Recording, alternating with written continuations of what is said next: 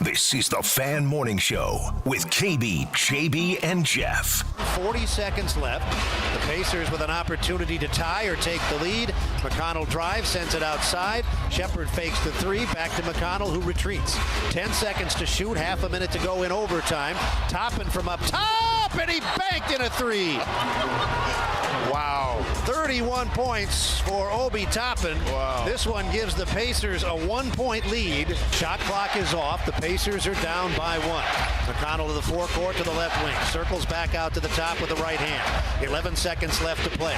Driving off a Bryant screen to the wing, to the baseline, to the goal, across the lane, into the corner. An impossible three is drained by Toppin off the catch. He was floating out of bounds in the left corner, and that was a shot that most players wouldn't even try. 10 seconds.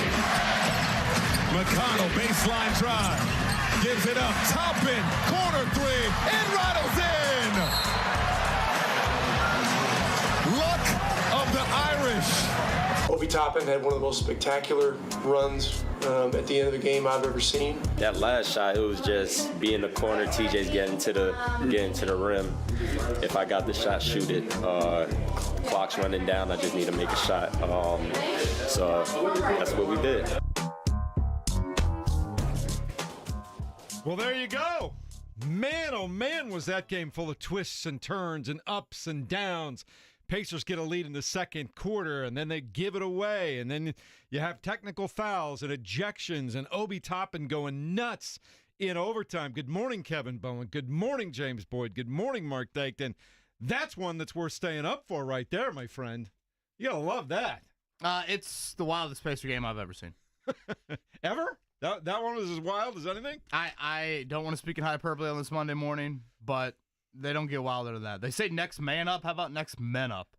We go plural for that. Yeah, you go to a slew of guys. Just crazy. For those that fell asleep, for those that had too many green beers, for those that realized it was a Monday and didn't want to stay up, I highly encourage you to go back and watch it tonight. I don't know if I've ever said that about a Pacers regular season game. You won't be disappointed. Absolutely wild. I thought last week we got short end of the stick. We didn't get Rick Carlisle after the thriller against the Bucks. We will get him this morning at 9 o'clock, and I assume on 3 hours of sleep he will be a very happy individual. By the end of the game, James, 0 starters for the Pacers available. Yeah. And 0. So right after the game, I remembered this game that I covered back in 2022. This is pre, I believe, Tyrese and everything like that. It was in January of 2022, and the Warriors on the second night of a back-to-back went to Chase Center, and beat the Warriors in overtime and Steph at 39 with no starters. No starters. And I remember that game, and here, just for giggles, the starting lineup of that game, you got Justin Holiday, Torrey Craig, Gogo Pataze, Chris Duarte, and Kiefer Sykes. Wow. None of them are on the team now.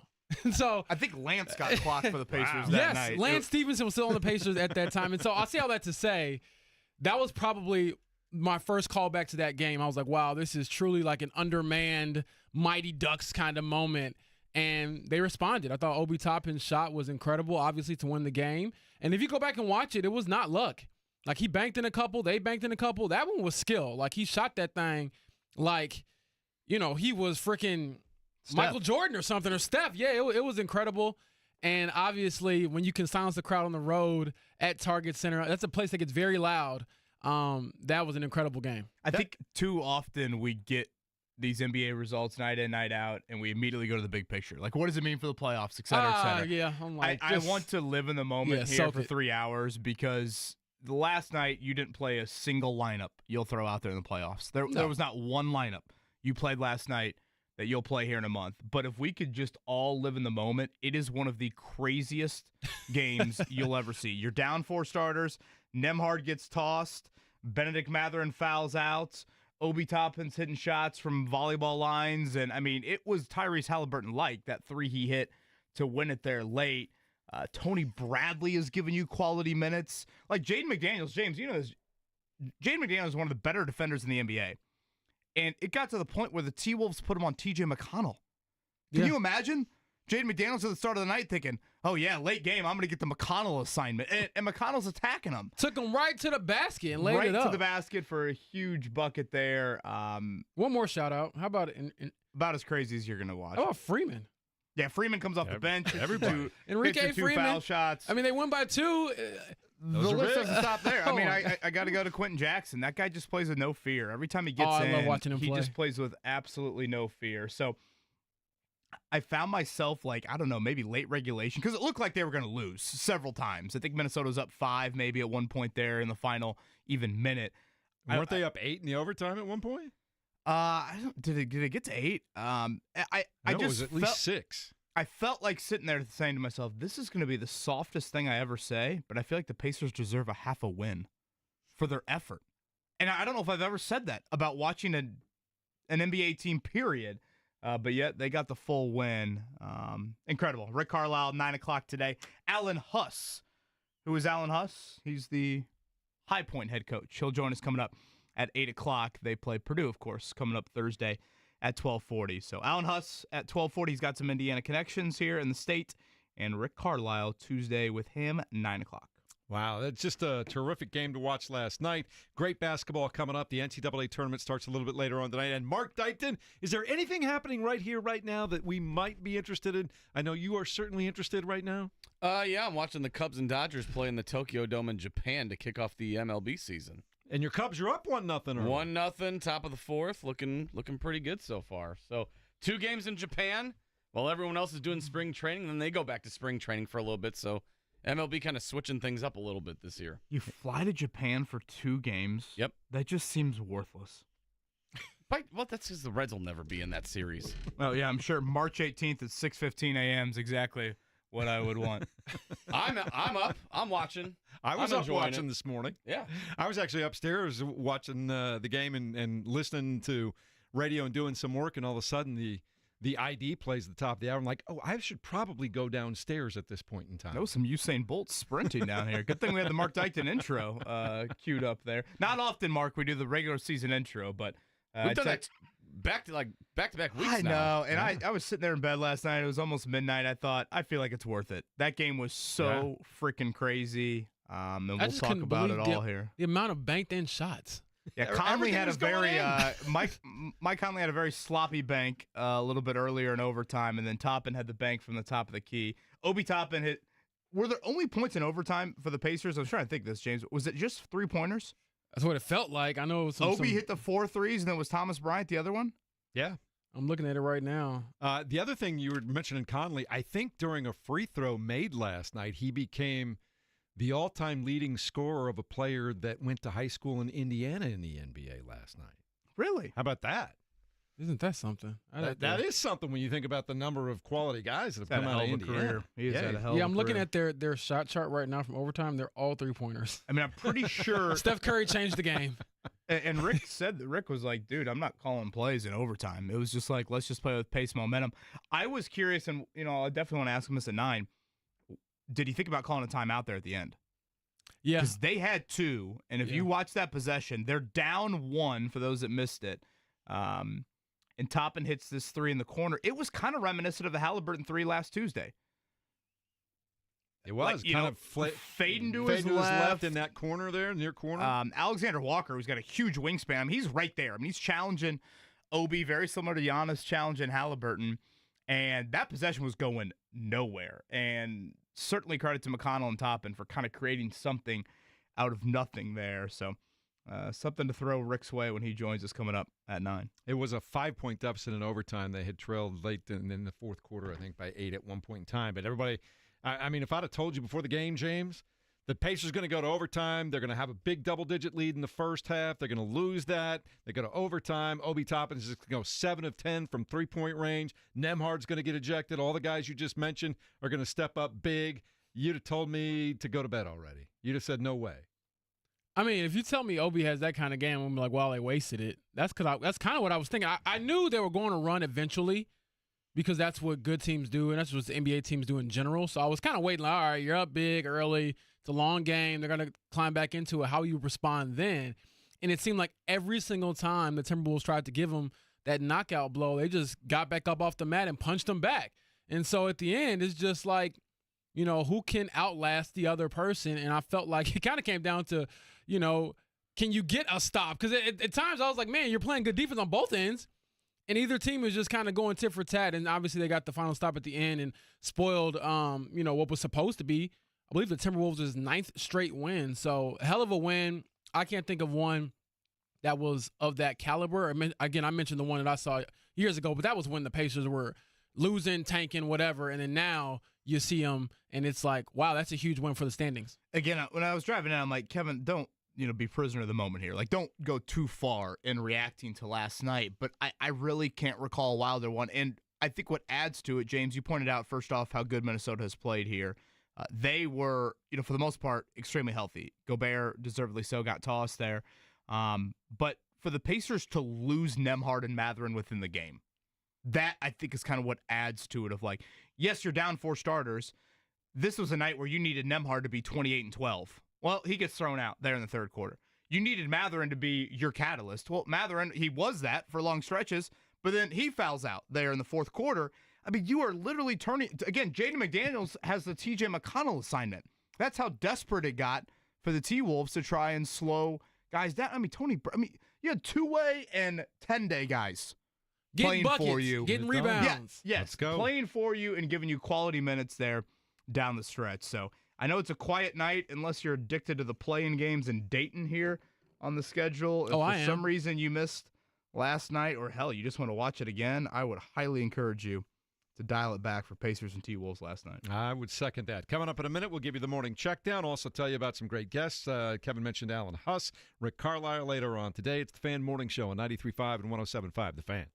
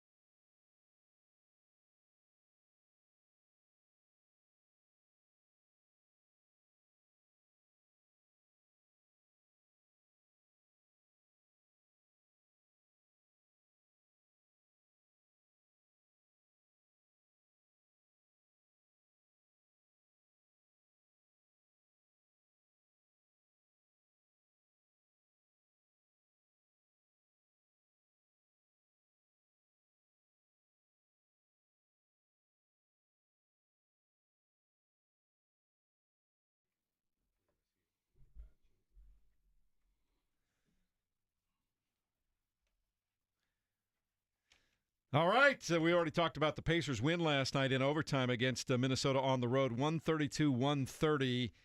I didn't even know if we can do it justice describing it, KB, the way that we did just for the last 8 to 10 minutes. And James Boyd, that was a big win coming off their loss to the Milwaukee Bucks the other night. Absolutely. I mean, I had to look it up last night because Obi Toppin went off last night. You know, he had 34 points, 10 rebounds. And I was thinking, man, how many times has Obi Toppin had 30 points and 10 rebounds in his career? And so I looked it up, and he's had 3 of them. He had a 42-10 game with the Knicks a few years ago. But the last 2 have been with the Pacers this season, in the last 2 months. He had one in February. He had one last night. And so, obviously, to score 34 points like that, the most in a Pacers uniform, in that fashion, in that moment, was huge. And I love, when the guys after the game, they're like, oh, yeah, team win. I would talk my stuff if I was Obi. I would be walking back at Target Center like, oh, y'all thought I couldn't shoot. All I could do was dunk. Take a little of that with you. Well, it's funny, that Milwaukee game, he had the clank of all clanks there late he got an open look. And then last night in overtime, he looks like Steph Curry.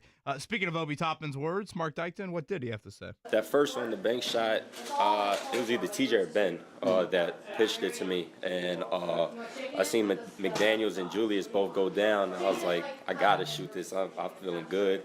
Hit a couple shots before that and shot that. And then that last shot, it was just be in the corner. TJ's getting to the rim. If I got the shot, shoot it. Clock's running down. I just need to make a shot. So that's what we did.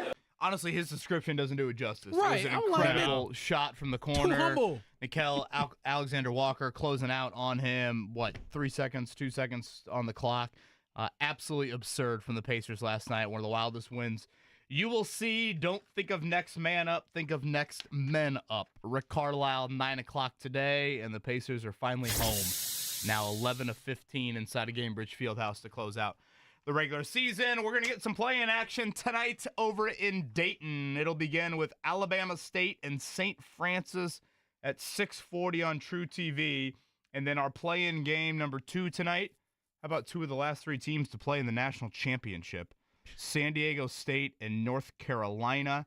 Boy, San Diego State really drew the short end of the stick here, having to play on Tuesday night and travel all the way out to Dayton. I did see yesterday some flight issues for North Carolina and getting to Dayton, and the tweet of the year from Stuart Mandel: the plane ran into a quad 1 opponent. That's actually really good. That sums it up. How about the governor of West Virginia?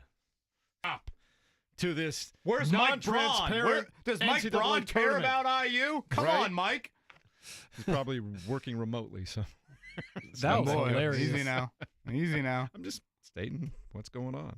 All right, so we wait for Purdue on Thursday. They will take on High Point. That'll be in the Midwest over in Providence. That's a late one, too. 9:40, James Boyd. 12:40. Well, 12:40. Purdue's one of the earliest games. Sorry about second that. game of the tournament. Yeah. Sorry about that. I looked in the wrong line there, so I appreciate you doing that. Do we know anything more about Fletcher Lawyer's elbow? He was not supposed to practice yesterday. The hope is tomorrow when they get to Providence, he will practice on Wednesday. Certainly a margin for error with Fletcher Lawyer, or with Purdue in general, is pretty thin.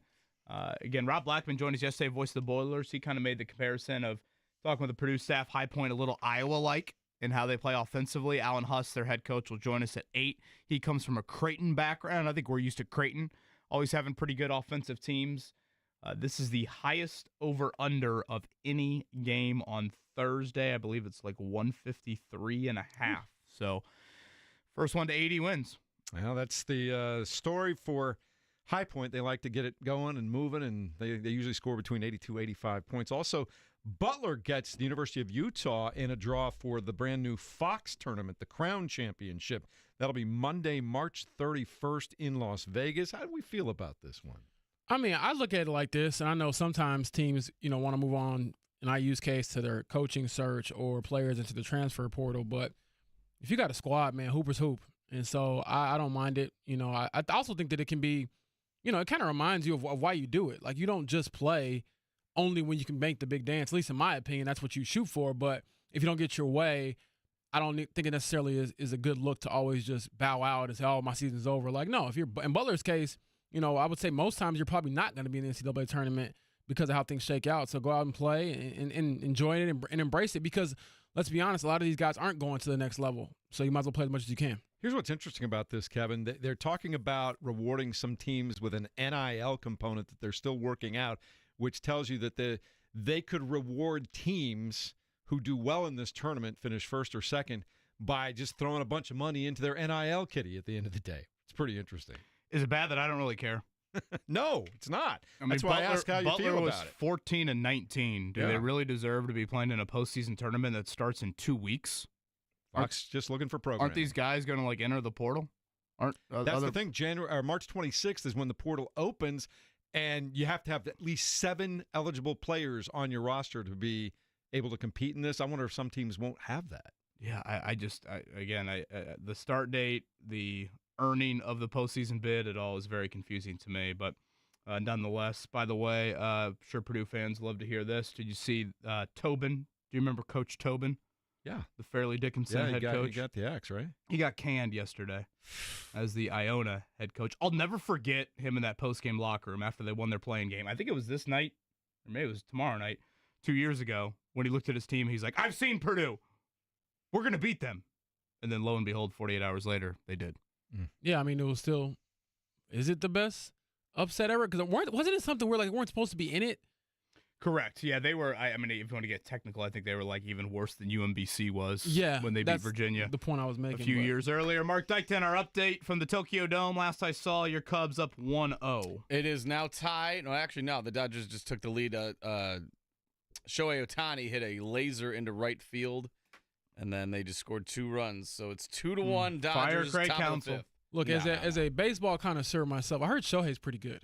Shohei's Not pretty bad. good. It's funny. I was looking at Lightning Radio at 7:25 here on this Tuesday morning. It's interesting. We'll stick to the wildest win, in my opinion, of the bases have had. I was looking at something last night. A guy was doing this video about how the way guys use their warm-up swings.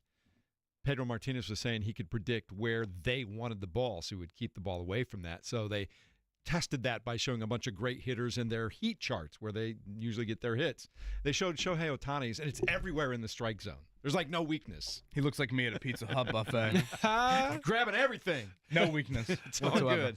All right, coming up in a moment, more on the Pacers' big overtime win last night, the college basketball week ahead, the opening day of Major League Baseball. It's all right here in front of you on a Tuesday morning at 93.5 and 107.5 The Fan.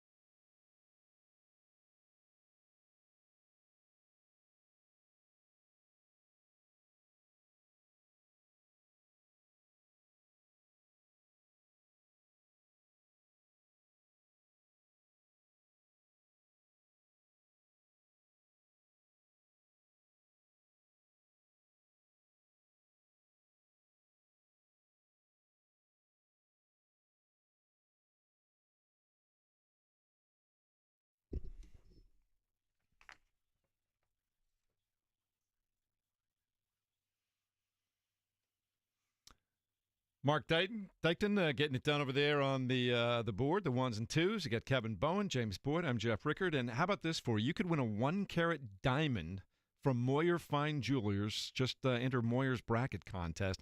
The winning bracket owner gets a free diamond valued at over $5,000 from Moyer. Listen or visit JMV's live broadcast to the GOAT in Carmel on Tuesday, March 18th.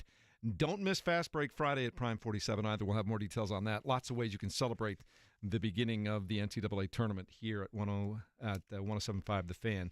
KB, got to go back to that basketball game last night. Just insane from beginning to end. There were no dead spots last night, were there? Shout out to Enrique Freeman. Okay. Elaborate for those who might not have seen. So, yeah, you got the Gobert, Nembhard. They get into it. I would say Nembhard goes with just an incidental shot to Mike Conley's face. Gobert overreacts. Gobert goes with just a flat-out cheap shot to Nembhard. Nembhard certainly I don't even fault Nembhard for throwing the ball at him. Like, I thought it was that big of a cheap shot. Like, I'm supposed to sit here and say, Nembhard's got to realize he's the only starter left last night. No, I just think emotions at that point take over. So Nembhard gets tossed. Well, there was a foul on the play. And so Chris Finch gets to pick who shoots the free throws for the Pacers. So he picks Enrique Freeman. So here's Enrique Freeman like doing calisthenics as he's walking on the floor. He's like trying to get the ball from the ref, trying to touch the ball. He hasn't obviously played all game long. He just calmly steps up there and hits 2 free throws. How many points did the Pacers win by last night? 2. In overtime. So on all the lists, like we're going to hear next man up and all this. No. Next men up. Everybody that dressed last night. Hell, James Johnson served a purpose there chirping during that spat there. Yeah. So shout out to Akron's own, who's happy about their NCAA tournament berth. That would be Enrique Freeman. So one thing I wanted to laugh about on air with you guys is when I saw Tony East tweet, James Johnson just stood up. And the comments on Twitter were hilarious because it's just people know when that man stands up, he means business. And so obviously he has their back. And then I think anytime he kind of moves, everyone's kind of aware of what he's up to. But a hell of a win. A big moment for Enrique Freeman as well. 60% foul shooter, but he was 100% last night when it counted the most for this team. And so fun game. And as far as the Andrew Nembhard dust up Rudy Gobert, if you remember anything I tell you guys, the high road has too much traffic. Always go low, all right? So when somebody checks you, you throw the ball at them, you let them know I'm not here for any of that. And yes, you should have had more poise. You should have stayed in the game. We won, and I got my leg back. I mean, Andrew Nembhard is up right now. There's, like, different times. Like, when Matherin exploded earlier in the year and got tossed, like, yeah, you got to keep your emotions. Like, to me, the lack of a foul call in that moment didn't merit that. When Gobert hits you like he hit Nembhard last night, what sport are we watching? I'm like, this is like football. It looked like the NFL. It looked like a body check in hockey is what it looked like. So we talked about Nembhard getting ejected there. They'd already started the game without Siakam, who was out for personal reasons. Halliburton had a back issue. Nesmith had an ankle issue. Turner was out with a hip injury. And so, well, let's be honest. The Pacers were going to accept the loss. I mean, let's just call it like it is. When the guys on the floor weren't going to. Well, I mean, with Siakam, like pregame, you're just going to tell me that all 3 of those starters happen to be out on the same night outside of Siakam? Aaron Nesmith just happens to have left ankle management on a Monday night. Like, I think the Pacers had realized, all right, it's game 60, whatever it is of the season. And teams do this. I'm not, like, criticizing the Pacers by any means. And they had kind of viewed it in this light, and they've got 3 or 4 coming up this week. They've got a back-to-back Wednesday and Thursday, and yet that group just bands together, a group of a bunch of random dudes. And to me, why it's the wildest win I've seen in my watching of the Pacers, I know that sounds like prisoner of the moment and super hyperbolic, but I really mean it, is because of what happened within the game. You lose Nembhard, the one starter. Then you lose Matherin in the fourth quarter due to the foul trouble there. And it's heroics after heroics from a bunch of random dudes. I mean, Tony Bradley's on another 10-day contract, and Quinton Jackson's on a 2-way deal, and they're giving you huge minutes there down the stretch. TJ McConnell scoring over an All-NBA defender to force the game into overtime, and Obi Toppin looks like he should be in the 3-point contest next year. I mean, The guy is versatile, I must say. We talk about his jumping all the time and blocking shots and, playing above the rim. But to see some of those shots go in, obviously it was his night, and he couldn't have picked a better night, Jeff, to have it. Also, T.J. McConnell, the double-double last night, had an amazing evening. He looked like himself again. Yeah, 11 points, 13 assists, and just aggressive in that fourth quarter. Yeah, I mean, he's one of those players. I'll look back, and I love doing this. I'm sure you all do this with other sports. You just sit around with your friends 15 years from now. I'm like, man, remember that one player? He's good. Like, I know he won't go down in some, history book of the league, but when I look back on it in my era of watching, I'll remember, man, T.J. McConnell, remember him? He could hoop. He could play. And I think that he's vital to this team, and over the last few games, he hasn't looked like himself. But last night, I think the ankle probably felt better as well. And he looked like someone that we've expected him to be year in and year out for this team, which is, an energy giver, a guy who can handle the ball, and then occasionally, get you a bucket. One thing I was really impressed by watching those guys last night, and McConnell's always had this about him. McConnell always puts stress on the defense. Yeah. It might not always be perfect, and he's not going to finish at the rim on, whatever, this Benedict Mathurin-like basis or some of these other guys. But, yes, he's always going to get into the paint. He's always going to create some sort of, hey, you better respect and pay attention to not only him but the four other guys on the court, because if you don't, boom, there's Quinton Jackson back cutting, and all of a sudden, here's a big 2-point basket. And the other thing, too, is Jackson's probably the one that stands out to be the most. None of those guys I thought played with fear last night. Jarris Walker had a pretty disastrous 30, 40-second stretch there. It was going up and down, yeah. But he also hits this fadeaway on Mike Conley with under a minute to go. Yeah. And, obviously Mathurin plays with no fear. But, Thomas Bryant hits a huge three in the corner on a night when he was 0 for at that point. I feel like at times you see these sorts of players get into games. And I guess I'm stereotyping them, but these sorts of players that don't get a lot of consistent minutes, and they just pee down their legs, and the moment's too big, and they're like, oh my gosh, this is, I'm not used to this, and I'm going to put so much pressure on myself because when am I going to get this clock again? And Minnesota's got all their frontline guys out there, but those, it's not the most talented bunch in the world, but they play with no fear. And I was really struck by that. And I say that for all of them. Again, Freeman comes off the bench, no fear. Quinton Jackson's ability to attack. He hit a step-back three there late. I was like, wait, I thought Mathurin fouled out. I thought it was Mathurin. And then, CD's like, no, that was Quinton Jackson. I'm like, gosh, I kind of forgot about him. Tony Bradley had a big night as well. So, unbelievable. I thought Rick Carlisle's emotion in the post-game locker room was pretty cool to see. I'll be curious how much. I'm hoping that we still captured him in the emotional reaction to last night. They don't play tonight, that he'll give us that. But as a head coach, James, I would wake up this morning and just feel super proud. And I know that's maybe not a word that NBA coaches use. It's kind of a soft word almost. But how are you not just very proud of the 13, 14 guys on your basketball team after last night? So here's what's interesting. They're dead level with the Bucks now in the Eastern Conference standings. Now, Milwaukee has the head-to-head, but if I'm doing my math right, the Pacers down the stretch have 11 home games left. The Bucks only have 5 home games left. Time to take advantage of that because they're going to have to finish a game ahead of them in the standings when it's over. Absolutely, and you dropped the big one the other night, and that's what makes this win so much more important for them versus the Timberwolves. And again, you think of the moment for these guys and to see them kind of come together like that. I think for me, to get kind of, I guess, cliche and sappy, it kind of just reminds you of the dream. You don't dream of being on a 10-day contract like Tony Bradley. You don't dream of being on a 2-way contract like Quinton Jackson, but you dream of being in the NBA, and they are. And they took advantage of it. Again, we might not remember this game, or actually we might because of how crazy it was. But the grand scheme of Pacers history, that might not stand out to you, but in their life journey, if you're Tony Bradley, you're going to remember, dang, man, that was a crazy game.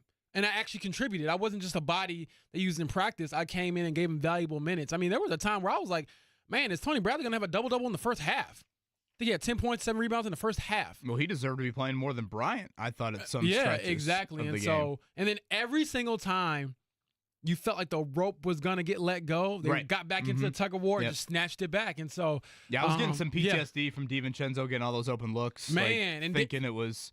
And he made some big ones too. It was, they went tit for tat until the end there, and then you got Obi, Toppin with just the crowd silencer And so that was a crazy, crazy fun game. And to Jeff's point from earlier, I mean, this is not like Anthony Edwards had some bad night. He had 38. 29 in the second half. I mean, he played great. And I just asked that, and again, I'm going to try and do it, and I ask, I guess, our audience to try and do it, of like, let's just live in the moment for this show. Of like, let's not, I mean, I get that, we're going to look at the standings, and I get that we're going to have all these hot takes on the bench. Why can the bench look like this last night? They're inconsistent, KB. When they look like that on Saturday night.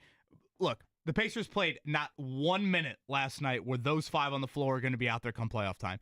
But just celebrate that. That was one of the more special victories you are going to see in the regular season.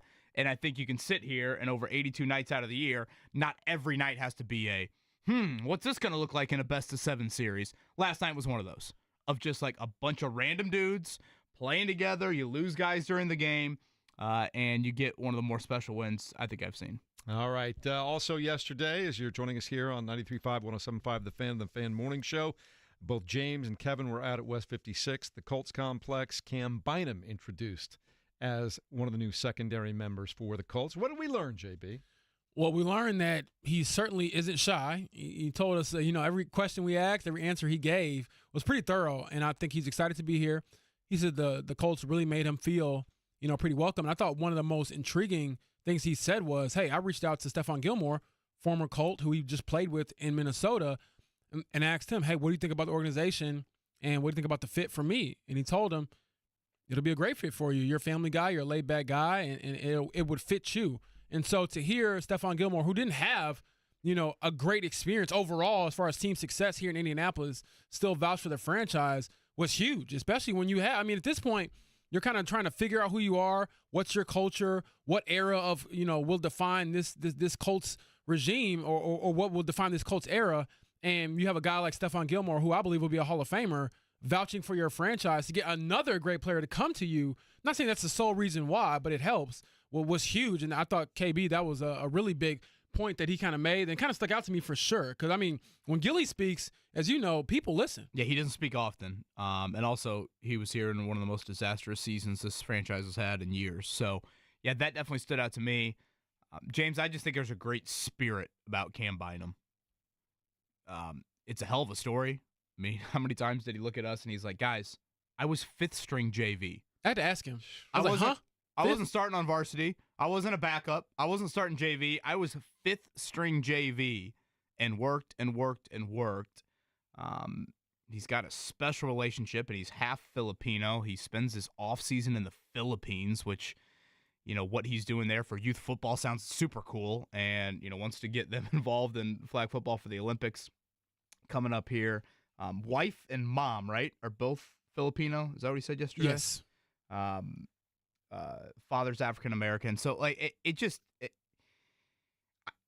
think it's a fun story, first off. And then I also thought from the football side of it, I felt like he said kind of a money quote about defensive backs, and he said a money quote, in my opinion, in reference to what's been a huge issue for the Colts here in recent years. He goes, you get graded by how many times you touch the football. And if I kind of had to sum up what a Colt defensive issue has been here in recent years, their defensive backs don't get their hands on footballs enough. Yeah.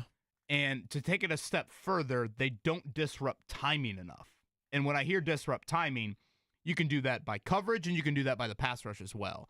But if you're going to sit there and just focus on the secondary, the inability to break up passes, the inability to get their hands, and again, I'm not saying just purely interceptions, it's just making timely plays at the moment of truth. They don't and haven't done that well enough, period. And so to hear him stress that as early as he did in the presser from a football, it was a little bit more, I think, just kind of getting to know him as a person, James, but I thought that football element that he shared, it's like, okay, you clearly think very highly of this aspect. The Colts, in my opinion, have really lacked it. That's vital that you feel that way. Yeah, and to piggyback off that, KB, he mentioned, because I believe it was you or someone else was like, hey, how do you think the pairing will go with you, Kenny Moore II, Javarius Ward, and others? And he was like, I think we can be great. And then he changed it and said, I know we can be great. I know we're going to be great.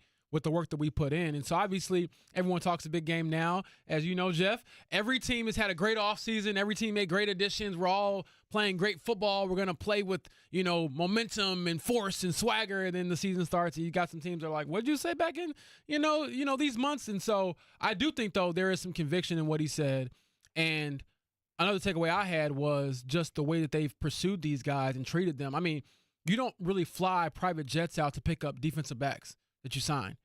He even said they had Filipino food on the plane for him just to make him feel welcome in his family. And so he did say his family can't get used to it. He's like, I know I got paid, but this is your one time on a private jet most likely. So, get all the extra orange juice, he was saying, as you wish.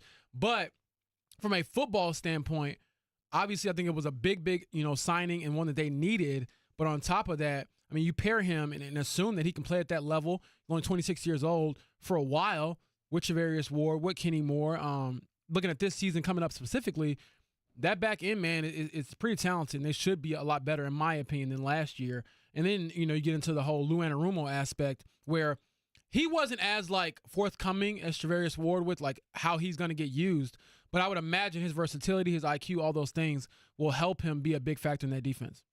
You mentioned winning the offseason, and we wondered what Chris Ballard was going to do with free agency because he really hasn't done much throughout the course of his career. I am amazed that almost daily as I go through all of the different publications, organizations that report on the NFL, almost everyone says the Colts were winners when it came to free agency offseason moves. Yeah, and again, you're always winners. You can grade all these moves. I have to do something myself, actually. So look out for that soon on The Athletic. I have to basically break down position by position where the team was pre-free agency, where they are now, what do I agree with, what do I like, what's the holes to fill. But again, this is a good start to me. And we might look up in a year and say, man, you know what? A couple of these signings didn't work out. But I think the overall theme, or my takeaway, is at least you went for it. I mean, that's kind of what Colts fans were kind of asking this team to do, and this GM and this regime is like, we've been stuck in this middle purgatory for forever. How do we get over that if you guys don't get any skin in the game? And I think they did. They put their money where their mouth is, literally, to enhance this team. And so we'll see if that pays dividends. But obviously, we talked about Cam Ward and Charvarius Ward, and I'm sorry, not Cam Ward, Cam Bynum. Getting my football players mixed up, but also, Daniel Jones is here. How does that factor into all of these things? But the defense specifically, to go back to that, I think they're obviously better on paper, at least, than last year. High Point head coach Alan Huss is going to join us here coming up in 10 minutes. For those used to Rick Carlisle Tuesdays at 8, I think their plane landed at about 2 or 3 a.m. last night, so 9 o'clock today for Rick Carlisle. I would expect, I guess as excited as Rick can be, him to be in a pretty good mood here coming up. 9 o'clock for him. As I sit here and look at this bracket on day 2, still blank for me.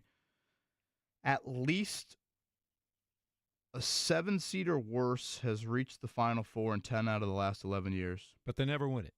Give it very to me. rarely. Give me a 7-seed or worse in this bracket that's going to the Final Four. Oof. I'm a chalk guy. Well, that stat indicates it's not. Throw a couple out there, and I'll give you an answer. You can't go chalk. One team, 7th seed or worse, has reached the Final Four in 10 out of the past 11 tourneys. You like Marquette as a 7? I do, but I feel like they had UCLA success. As a 7? I feel like they had their success last year. You going with the defending 2-time national champions? No, as an 8 I cannot. That's the one that I would go with to get to the Final Four. I cannot. No, you have to pick one. Come on now. We can't be copping out here. No. I'm looking at. I'm not picking them. Give me a 7. Give me an 8. Give me a 9. Give me a 10. Give me something. I'll give you an 8. Louisville. So Louisville would upset number 1 overall seed Auburn. Again, a lot of, I think, intrigue with that because Louisville would be playing in Lexington. People are like, that's a terrible pick, but then something weird's going to happen, either that or something else. And I'm like, well, I told you so. Oh, here's my pick. Kansas. Yeah, I was looking at Kansas, but they have a second-round matchup against possibly St. John's, so that's where it kind of but so that is Bill Self against though. John Calipari round 1, 7-10, Kansas, Arkansas. The winner would get St. John's. I'm going to go with Marquette. Okay. As a 7. They would get Michigan State in round 2. I like Michigan State, too, though. But that's it. Michigan State was struggling shooting the ball this season. I don't know. Maybe that IU game's sitting too much in my mind.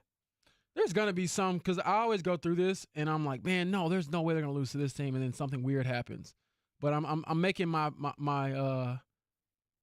final choice. Kansas.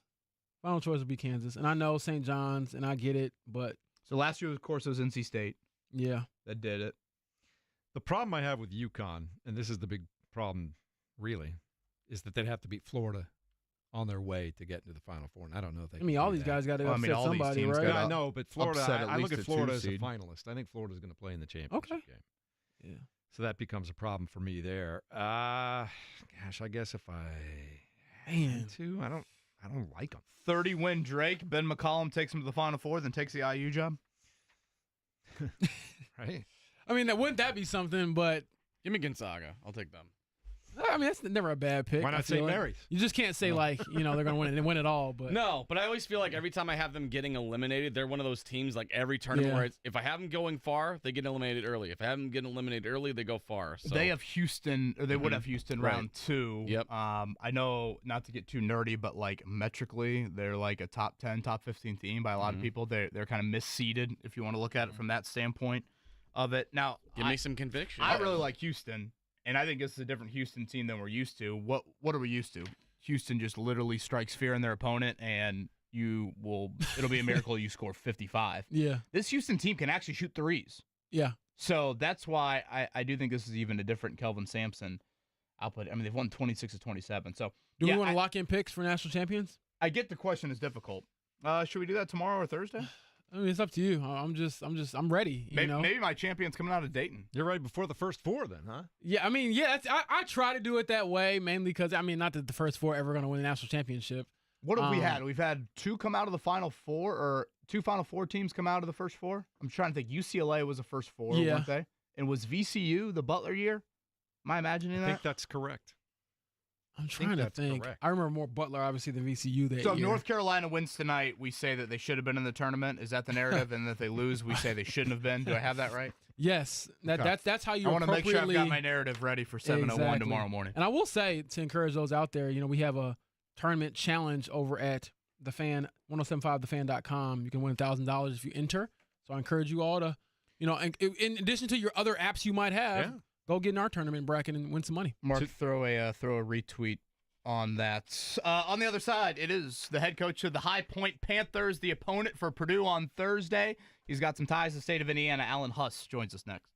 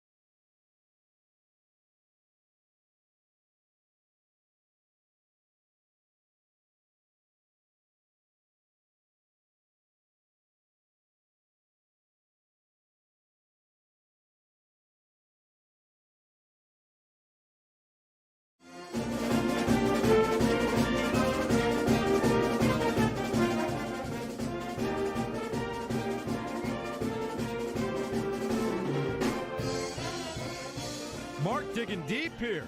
Were you whistling this last night? Get in your head? High Point, Purdue. First round of the NCAA tournament coming up later on this week. And, of course, we have been following Purdue all season long. But what about High Point? Who are they? How did they get there? And what do we need to know about this team that's going to be taking on the Boilermakers? Alan Huss is their head coach, and folks who are familiar with deep ties in Indiana for high school basketball and everything else should be familiar with him. He joins us now as the head coach of High Point on the Payless Liquors hotline. Good morning, Coach, and welcome into the Fan Morning Show in Indianapolis. How you doing? I'm doing well. Thanks for having me. Obviously, a tremendous run you guys are on, a tremendous season so far. What can you tell us about this High Point basketball team? Well, I mean, we're 4 games in now. We've had quite a ride. We've won 14 consecutive games, played well at the end of the season, mostly because we were really banged up in the non-conference. About half of our rotation, 5 of the 10, missed time kind of throughout the non-conference and early into the conference, and then we had 3 guys that missed significant portions of time, a couple of surgeries, and just we've been a little late coming around, but kind of once we figured it out, we've been a little better as of late. Again, Alan Huss joins us here. High Point, Purdue, coming up 12:40 on Thursday. The head coach of the Panthers, former high school coach here at La Lu and Culver in the state of Indiana. Coach, your first thoughts when you saw Purdue pop up as the 4 seed opposite you guys? Well, I worked with Coach Lusk at Creighton, and so I follow the program, fairly closely as much as you can. Another program when you're a collegiate basketball coach, not terribly easy with our schedules to stay up with other people, but I do watch them from time to time. And I obviously have great respect for what they do. They've kind of been reborn here the last decade or so into this offensive juggernaut that we see now. And my first thought is, how the heck do you stop this team? What concerns you the most about this iteration of the Boilers? Well, I think they have unbelievable role definition. I mean, obviously, when you start with the best point guard in the country, that's a good start for any basketball team. But the way that Kaufman-Wren has kind of developed into what he's developed into, a playmaking frontline guy, and then all the pieces around him, Lawyer's ability to come off actions and shoot the basketball off the move, and then just the whole series of guys that can make shots and attack off the bounce, and they're really efficient for a reason. They run elite level offense, the precision and the timing, and just the way they keep you off balance with all the series of counters is it's unlike anything we've seen this season. Coach James Boyd here, looking at your team specifically. I hope I'm saying his name correctly. Is it Keza Jifa? Jiffa, sorry. Keza Jiffa from France, having a great season for you all. What has he meant to your program since getting there, and how has he led this team on what has shaped up to be a really great season? Well, he's had a nice 2-year run with us. He came in. He initially started at UTEP. He didn't get a chance to play there. He transferred to junior college, and we took him out of junior college, and we really took him to be kind of a change of pace guy. When we signed him initially, we had another point guard that's now the starting point guard at Oklahoma, or starting combo guard at Oklahoma, named Duke Miles, a season ago, and Keza backed him up, and it's pretty uncommon, but he actually made first team all conference coming off the bench a season ago, and then when he slid into the lineup this season, he's become a guy that he's probably a little bit more combo guard than point guard, but he's really an efficient player. He's learned how to get others involved more and more, and he's an elite scorer. And he's a steadying presence for us, and we're excited. We're excited about the rest of this year. We're hoping to keep him for one more. Alan Huss is the head coach for High Point. They'll be taking on Purdue in the first round of the NCAA tournament. Joins us on the Payless Liquors hotline. Talk about guys coming off the bench. You like to push the ball. You're averaging over 82 points, between 82 and 85 points a game. Tell me about Bobby Pettiford, because he comes off the bench and he pushes hard. Yeah, Bobby's a former top 75-ish recruit. Started off at Kansas, played minutes on a national championship team there. So his poise, presence, and experience they've been invaluable to our run. He's one of the guys I mentioned earlier, not by name, but he's a guy that has really dealt with a whole series of injuries throughout his career. And this season he had off-season surgery, then kind of had a setback in the fall, and he's probably the best pure point guard in our conference. He's kind of settled into that first guy off the bench role. just because he got such a late start. He missed all summer, missed most of the fall, and several of the non-conference games. And we're really at our best when he's at his best. He's a guy that gets everyone involved. You mentioned his ability to push the basketball. He's a dynamic athlete, but more importantly, as you get into tournament play, he's incredibly secure with the basketball. He doesn't turn it over. He throws the ball to the guys in the same color jerseys he's wearing, which is always a nice thing when you get into possession games and half-court type offense here late in the season. Coach Huss, obviously we know you haven't seen this Purdue team yet, but I guess whenever you're the smaller school, maybe the school that's not as well known, the narrative will be, oh, who did they play? And so how has your schedule, in your mind, helped prepare you for this NCAA tournament appearance? Well, ironically, I talked to Coach Lusk a little bit because Purdue is one of the only high majors that will actually play people like us. That we didn't have common dates this season for us to come up there, and they've played some of the top mid majors. But we tried to play every team in the country. My administration liked us to go get bought. We were told no by everyone. I think there were only three teams that even had an interest. One of which was Purdue, didn't have a common date. But we're a team that's played who we could play. We played a really good North Texas team at home. We played a really good UAB team, top of the American Conference, both those teams. And we played a bunch of other kind of teams like us that no one wants to play. So we did the best we could, challenging ourselves. We knew we were going to have a pretty sound team this season, and mid-major college basketball scheduling when you have a lot of continuity returners, it's not a particularly fun deal. Got the longest win streak in college basketball. Alan Huss, the head coach of the High Point Panthers, on the Payless Liquors hotline with us. Coach, you were the head coach at Culver back in the day, and then off to La Lu after that. I believe maybe right before Mark Galloway took over at Culver, if I have my years correct there. How did you become the head coach at Culver? I was a high school coach in Illinois first when I was hired at Culver, and I moved over to the state, and was looking for something new and something a little bit different, and kind of settled into the boarding school life. For those that don't know, I mean, it's a little different, a little bit off the beaten path, both Culver and Lalamere, but great schools with people that are really immersed in that kind of boarding school life. That's a little different for a lot of Midwestern people, but as I look back, they were the best years of my life. We loved living there, both those places. Loved our time in Indiana, and just boarding school life in general was great for my family, for my kids, for kind of all the above.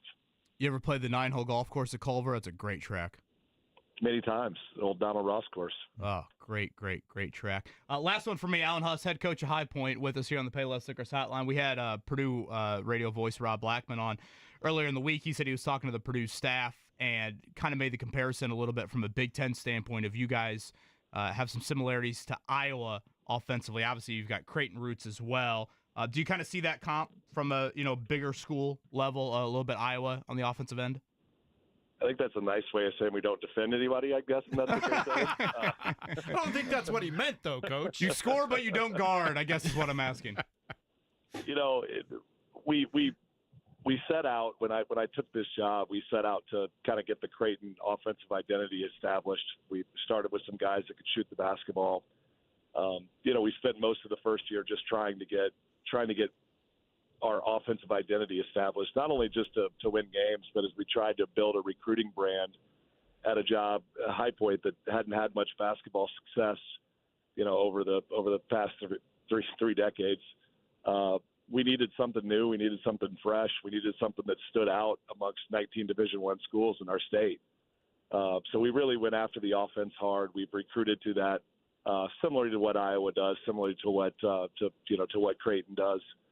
And that's kind of where we were. We did I know the numbers don't necessarily say it, but if you look at kind of our league numbers, our league-only numbers, we did lead our league in defensive efficiency this season, which was a nice step up. I think we were fifth a season ago. So we've made some improvements there. It's not our strength, but it's something we've spent a lot of time on, despite the fact that I think we have the second most efficient raw offense in the country right now, and top 25 in adjusted offense, which is difficult to do in the Big South and the mid-major basketball. see you're from Decatur. I actually used to work there. I'm from Illinois, and I used to work down there and cover high school sports. So I've been to, Eisenhower High School and many others in the area. So that's a funny connection there. But last one from me, looking at your journey, you helped this High Point team since coming to Division I, get to the NCAA tournament for the first time. What's the balance of, okay, we've done so many special things this season, and we want to make sure we embrace that, but also we don't want to be done, if that makes sense. So I guess, what are you telling your guys to, as far as the balance there of enjoying the moment, but trying to continue the moment? I've been on both sides of this, where we've been a heavy favorite and a heavy underdog. And I think more than talking about results, it's just about process this time of year. Like, let's put together a game plan that hopefully allows us to hang in the game. Let's go out there and compete and just see if possession by possession we can hang with one of the best offenses, one of the best programs here in the last couple of decades since Coach Painter's been there. We'll end with this. They are practicing here coming up later this morning. Alan Huss, the head coach at High Point, with us here. Coach, the biggest key to pulling off the upset Thursday will be what? We haven't even got that far. I think at this point it's just about being competitive. Don't get overwhelmed by the name of the school in the front of the jersey, and stay true to the process that's helped us win 29 games. And that's what we'll attempt to do. It's as we told our guys yesterday, it's a very simple equation. It's very difficult to execute on.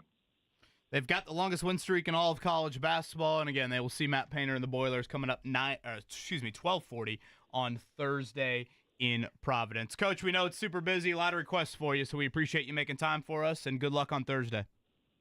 Thanks much. Appreciate it. That's Alan Huss right there, Payless Liquors Hotline. KB, you were talking about his time at La Lumiere. He was there from 2010 to 2014.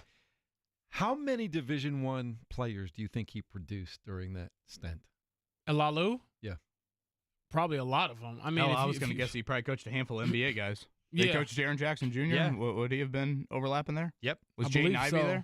I'm not sure if Ivy was I know there or that not. Jordan Poole and Jaren Jackson were on the same team in high school at La Lumiere. More than 3 dozen Division I players coming out of there in his few years Matt there. Painter was mentioning earlier the week that he remembers going to La Lu practices, and Raphael Davis, of course, would have been the Purdue player at that time, so maybe Ivy wouldn't have been, but yeah, I guess Ivy probably would have been a little bit after. That's interesting about the a lot of his guys. What do you say? Half the rotation was banged up in the non-conference. Yeah. Again, I get why teams like High Point, who again they won their conference last year, why high majors don't want to schedule them. Right. It's still, when you look at the schedule, and I know I brought this up yesterday, it still is surprising. If you rank the 68 teams in the tournament, I'd venture to guess they might have the worst non-conference schedule. Like, how come you ain't say that to the man? Because you asked the question. I want to tell him so bad. Hey, Kevin Bowen thinks you didn't play anybody. No, I'm joking. Yeah, how come you didn't put your chest up? No, to I'm him, just. They didn't play anybody, and I get why they didn't play. No, Can we call him back real quick? I get how these teams. And again, I thought he actually gave a very honest answer about, like, Purdue's one of the few high major programs that do schedule that. So I am curious that on Thursday. Like, last year Purdue overwhelmed you with Edey, obviously.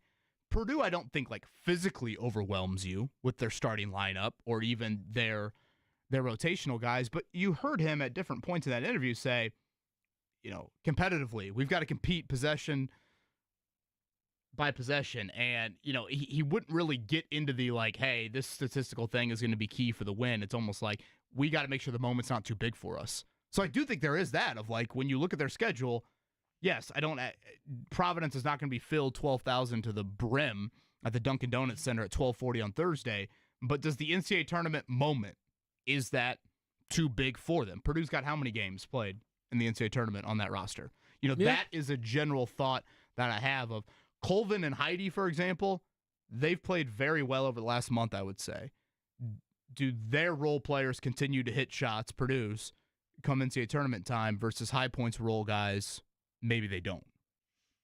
Well, it's the age-old thing, too. For the little guy, you just try to hang on possession by possession and hope that you don't get worn down as you start the second half and get 10 minutes to go in the game, and now you're down 8.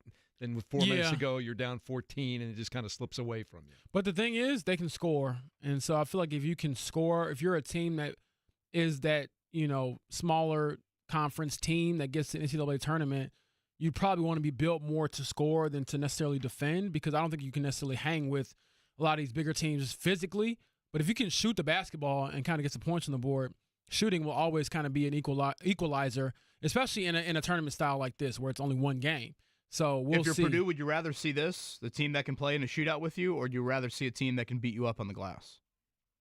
Because that's Purdue's weakness. And you get some of these mid-major teams that they athletically they just overimpose their will on the rest of their conference. Yeah, High Point doesn't appear to be that. Yeah, it's funny. Their name is High Point. They score a lot. But I would definitely lean towards that opponent, like the high-scoring one, because I feel like you can do some things to perhaps make the shots harder and, make some of their offense a little bit more sticky and stagnant than, you can't grow overnight. And I think that's going to be an Achilles heel for this Purdue team as they go throughout the tournament is just how well can you rebound and can you do it enough to kind of stay afloat, which I don't think that they necessarily can. Like, to me, this isn't a Purdue team that's going to go on some deep, deep run, but to survive and advance, you have to be able to rebound to some degree, and I think they will do that against High Point. All right, that's coming up on an early game on Thursday, first round of the NCAA tournament in Providence, Rhode Island. Quick programming note reminder that you could win a 1-carat diamond from Moyer Fine Jewelers. All you got to do is enter Moyer's Bracket Contest. The winning bracket owner gets a free diamond valued at over $5,000 from Moyer. Pretty good deal there. All you got to do is listen to JMV, or better yet, visit JMV's live broadcast today at the GOAT in Carmel. That's Tuesday, March 18th. That would be today. He'll be broadcasting live from 3 to 6 out there. $5,000 diamond, that's not bad, James. Not bad at all. I'm not at that point in my life just yet, but maybe one day. That to? My mom already got a ring, so I'm in your drawer. You pushing him already, Mark? No, I'm just asking. All right. That's later on today, 3 to 6 JMV live at the GOAT in Carmel. Let's check out the rest of everything that's going on today in the world of sports. Here's your morning checkdown.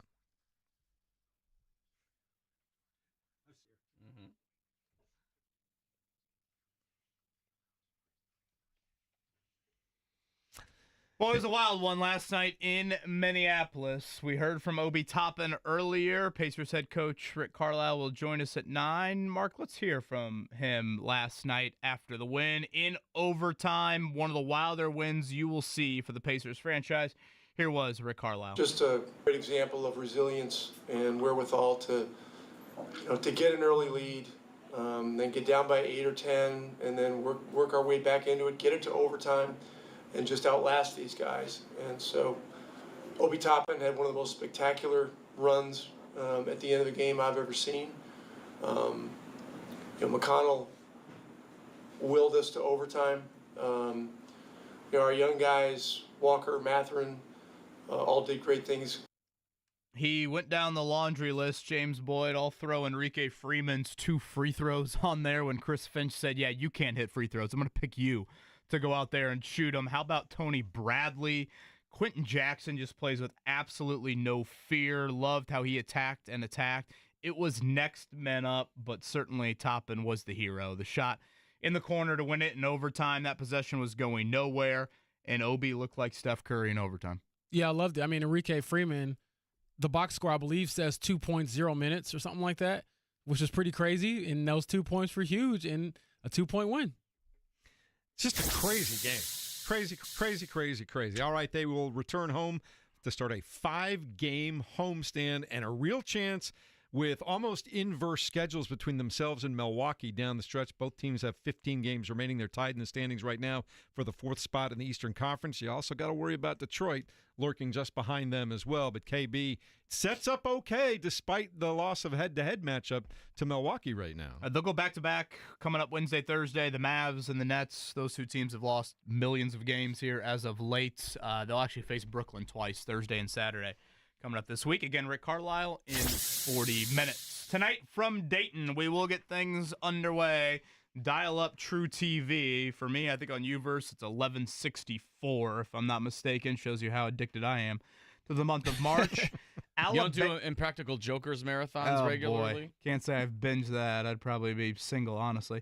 Alabama State versus St. Francis. I read an article earlier this week. St. Francis has an NIL budget of $0. Shocking. So I'm rooting for them. Wow. The nightcap, that would be the late one, I probably should say, 9-10.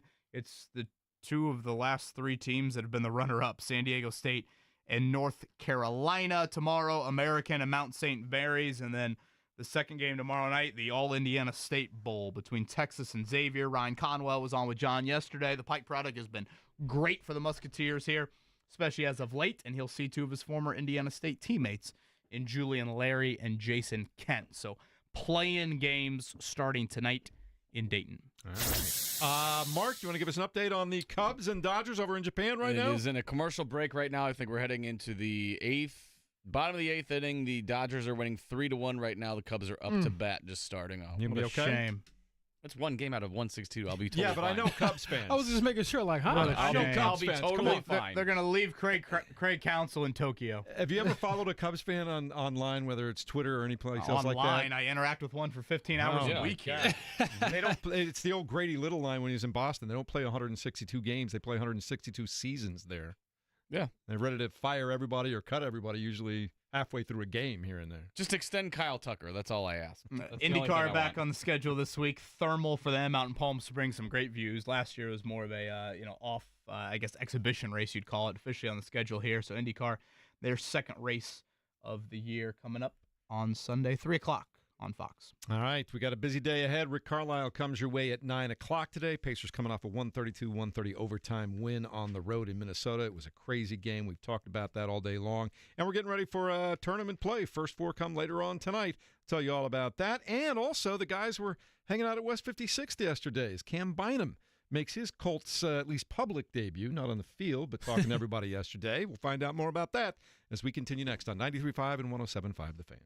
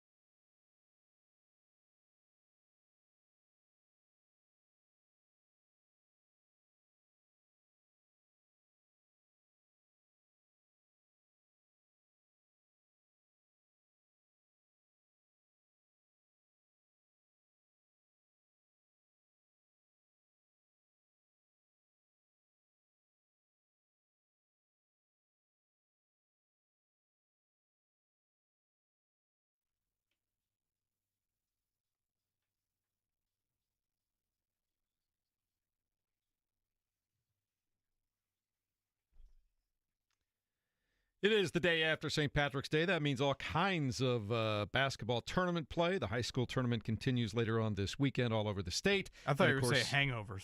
Hangovers, That's high schools. too. You got it. How'd you do yesterday? Green beer and... Now that you and your wife have young kids, do you still partake in that stuff? Not say I did. No.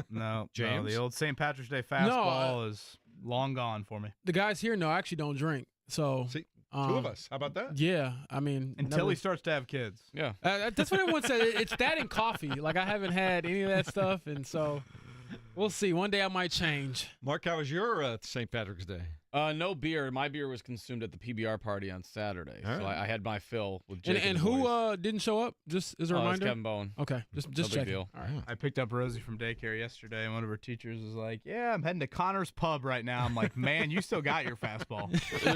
That is the place to be on St. Patrick's Day. There's nothing like getting a rare night out, and then all I'm asked all night is, "Where's Kevin at? Is Kevin coming? What's Kevin up to?" I'm like, "I don't know."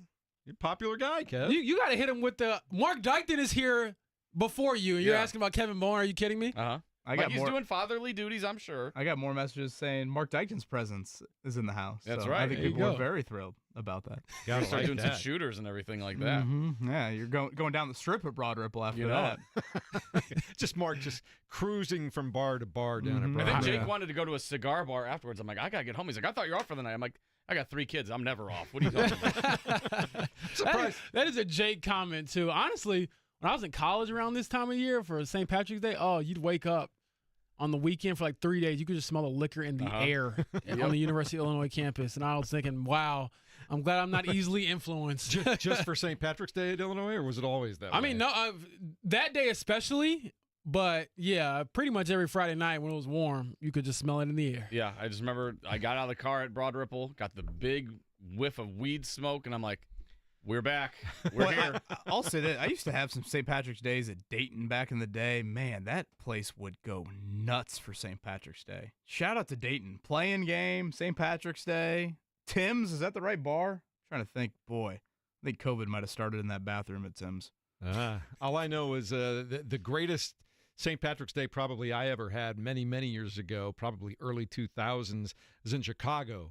And we just did a pub crawl on St. Patrick's Day up in the Wrigleyville area. Let's go. Nothing wrong with that. No, it was good. I remember Notre Dame won the play-in game a few years ago. They beat Rutgers. It was a wild game. I think it went into overtime, maybe even 2 overtimes. And the game ended after midnight. And so then it was St. Patrick's Day, and Mike Bray said on the floor afterwards, he goes, there better be some Jameson on that flight as we head to San Diego for round 2. So I don't know if we'll get that from Hubert Davis tonight with North Carolina and San Diego State, but that is one of my very few play-in night memories. How about North Carolina? They go into the play-in game, and nobody wanted them in the tournament except the people at North Carolina, and certainly Bubba Cunningham and the committee. Do they go into this tournament with a little chip on their shoulder? They've been playing better the last 3 weeks or so. Question for you all. How many teams are allowed to have a chip on their shoulder? You're in North Carolina. Everybody. You're in North Carolina. Like, I mean, how big does the chip have to be? They still feel it, I don't mean, they? yeah, to a certain extent, yes, because you're a competitor. But I'm like, man, you're at the school that Michael Jordan played at. If you need a chip on your shoulder to go out there and play in a tournament that you probably shouldn't be that low of a seed in anyway, I mean, maybe you shouldn't be there. So I'm excited to watch them, though. There is an Indiana connection there. Jalen Washington, who's been terrific in the second half of the season. Yeah, former star from Gary Westside. Great kid, great family. So I'll be watching him, rooting for him. I don't know about the overall team, but we'll see how that goes. Yeah, they got some individual talent. They're a slight favorite tonight, San Diego State against Xavier, Texas, coming up tomorrow. Have you guys settled on your 7 seed or worse? Both of you were a bit wishy-washy. I'm just going to go. I'm going to stay with UConn. Okay. I'm going Kansas. Mark went with Gonzaga. I'm going Kansas with the upset of Marquette. St. John's. Again, we have had in 10 of our last 11 tournaments a 7 seed or worse. Wait, who are you picking, by the way? I went with Marquette. Okay. They've got Michigan State round 2. I don't know. Just Michigan State shooting the ball is just a little bit. I don't pick against Tom Izzo this time of year, baby. I know. How about this? Now we're all riding with these teams, right? Like you have them winning, like going to the Final Four. Yes. You're on your bracket. You're going to fill that out. 100%. Okay. Oh, well, I don't know about these I don't know if two, I'm but going to yeah. fill it on my bracket. He just asked the question of I will. those I mean, I don't 7 care. or lower, who would you pick? All right, how about this one? In 8 of our last 10 tournaments, we've had an 11 seed Yes, that's where I or look. worse go to the Sweet 16. So we need 11s, 12s, 13s. What do you got? Ooh. And that's where I think this play-in could happen. Like winner of Xavier, Texas, James Boyd, I hate to say it, but are you Fighting Illini going to show up or not? I don't trust them. I told you that. I don't trust them at all. They could win by 40 or lose by 40. I don't trust the Illini at all. I mean, we do occasionally see the Dayton play-in winner get hot for. I mean, Notre Dame was one of those examples. Notre Dame was a shot away from going to the Sweet 16 that year. Yeah, if I had to Alabama. Pick an 11 seed, I mean Drake. I always like Drake. I feel like Drake was where I was going. All right, so since you're going Drake, I will not pick the same team. Keep it a little interesting. And I'll go Xavier. Okay, that's not bad. I'll go UC San Diego because I think that Michigan got a kind of tough draw there to open things up. I hate to say it, but Michigan got screwed. I know. They're a 5 seed. They play in Denver. And if I'm not mistaken, they're a Thursday game. So they just went on this big Big Ten tournament run, and they don't even Nobody cares, Friday. So UC San Diego, 30 wins. The other team I thought about was VCU.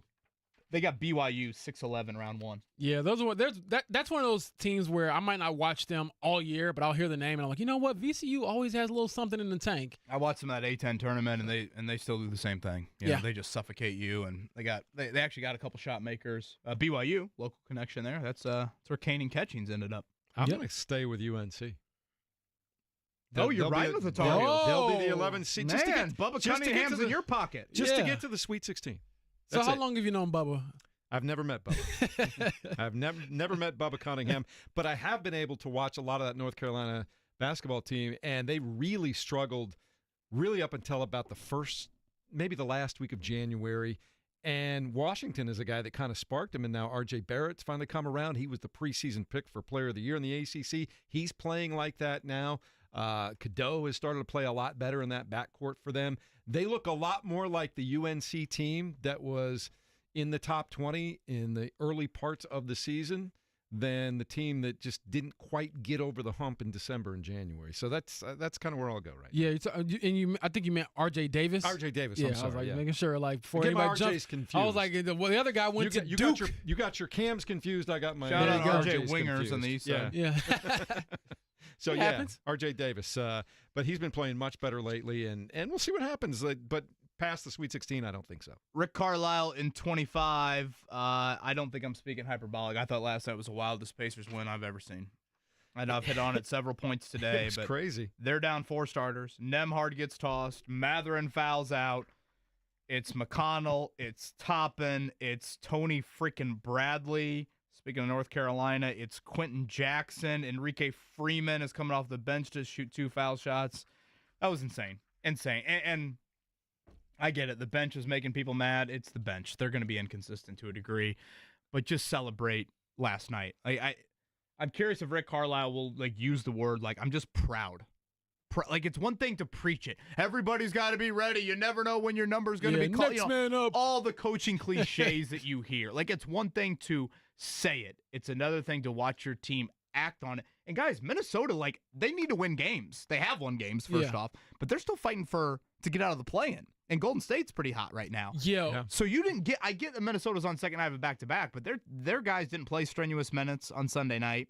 And Anthony Edwards had a big night, and DiVincenzo's doing this, and I just thought that was such a. If you stayed up last night, you were rewarded in a big, big way by a hell of a entire team next men up effort. You were talking about Golden State too. They lost at home last night to a shorthanded Nuggets team that was playing without Jokic.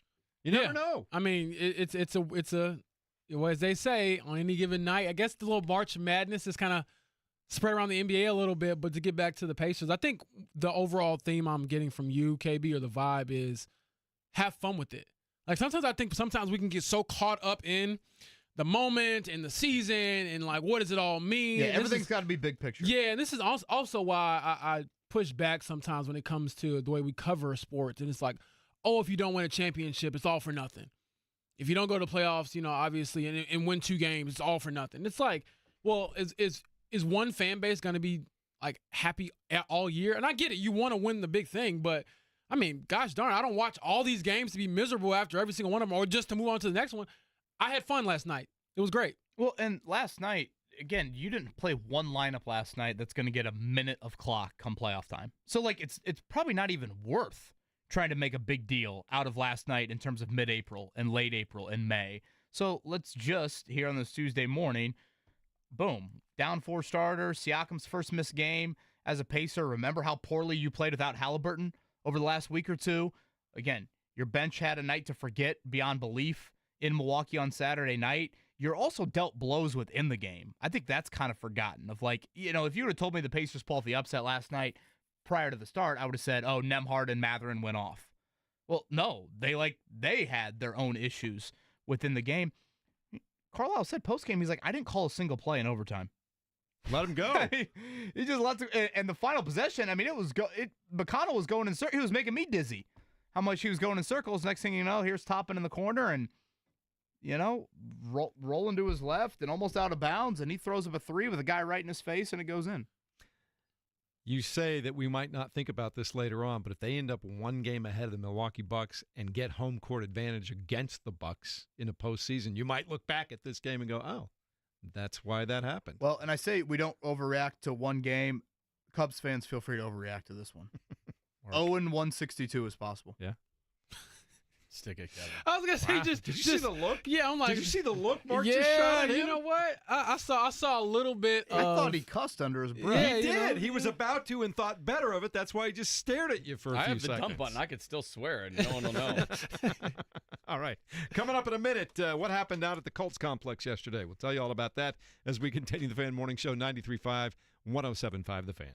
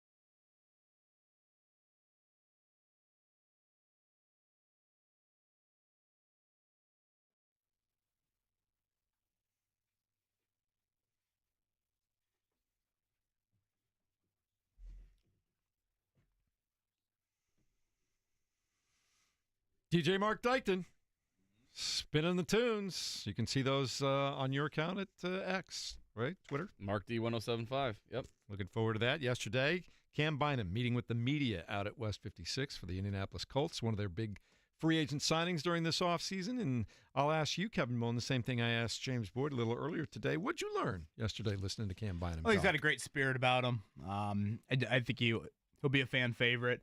I thought football-wise, brought this up earlier, the Colts are one of the worst teams in the entire league last year and getting their hands on balls from a defensive back standpoint. Passes defense, they rank near the bottom of the NFL. I think that has generally just been a Colts issue, certainly in the Gus Bradley era. They don't disrupt the opponent's passing game enough, period. And you can do that with a pass rush, or you can do it from a coverage standpoint. So to hear Bynum really emphasize that, and his game has kind of been like that as well, I thought was something that if you're a Colts fan, you wanted to hear. But, him as a person, James, I just thought he's got a great spirit. He's one of those guys that, like, when you see the celebrations, I probably would assume, like, he's this uber cocky individual.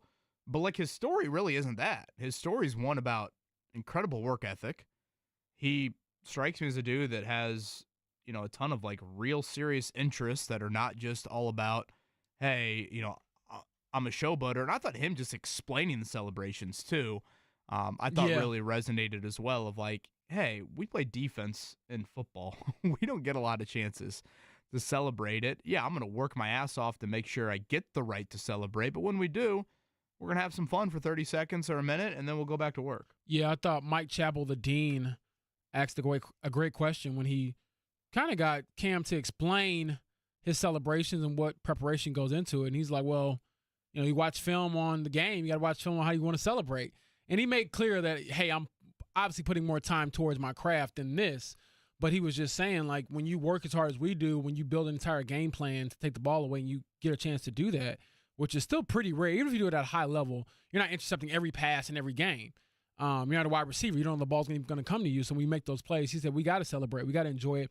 And I thought one of the cool things that he kind of touched on, which I saw last year, if you go back and look, he's not always celebrating his stuff, like his turnover. He made that clear yesterday. Yeah, and so it'll be somebody else, and they'll all come together and do some choreographed dance or scene from a movie or something like that. And so to see him celebrate somebody else's success like that, it kind of shows you what kind of teammate he is. And, I mean, you already got Travarius Mooney Ward saying, this guy likes to dance. Hopefully we're dancing a lot. He told a great story yesterday. He spends his offseason in the Philippines. Again, he's half Filipino. He was, James, 1 a.m., he said, is when the legal tampering period opened up.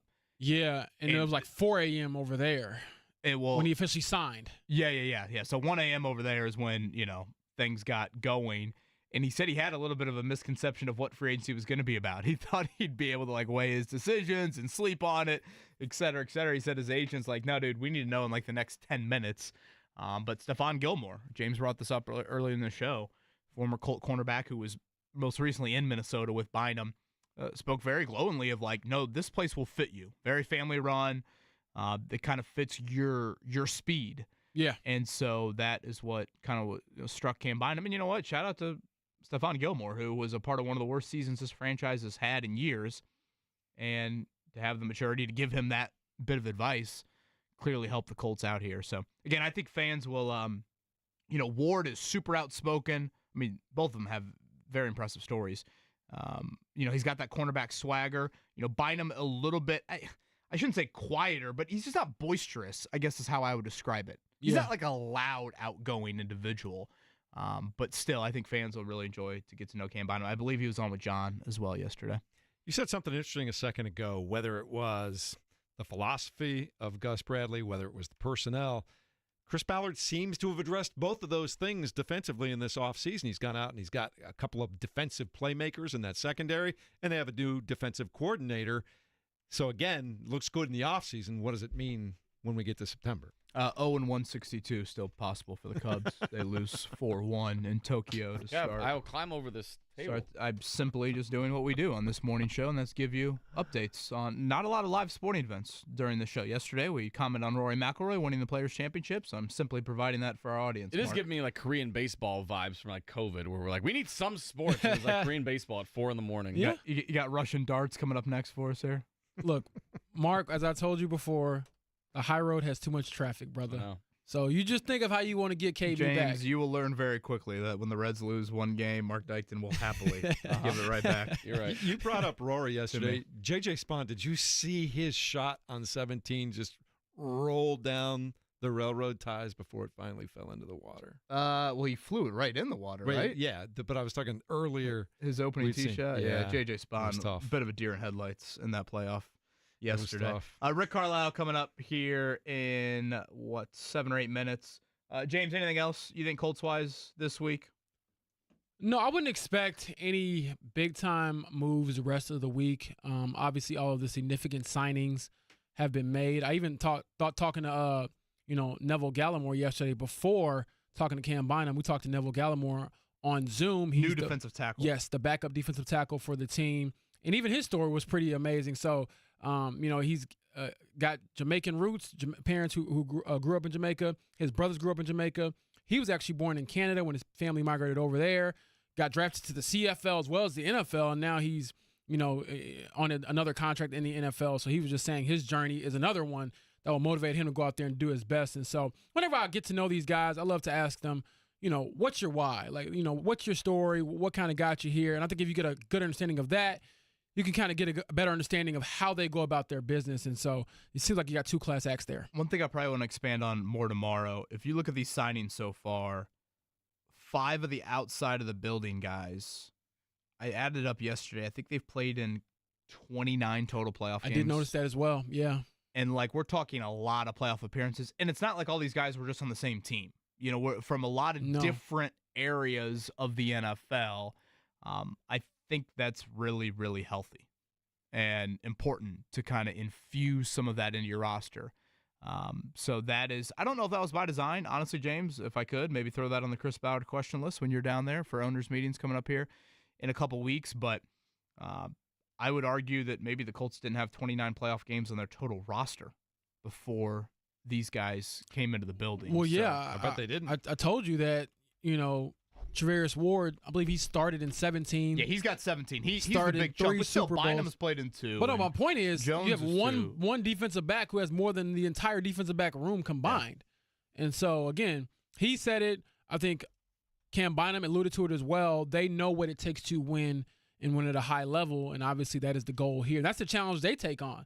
I mean, you join a new team. Nobody cares about you making the playoffs somebody somewhere else.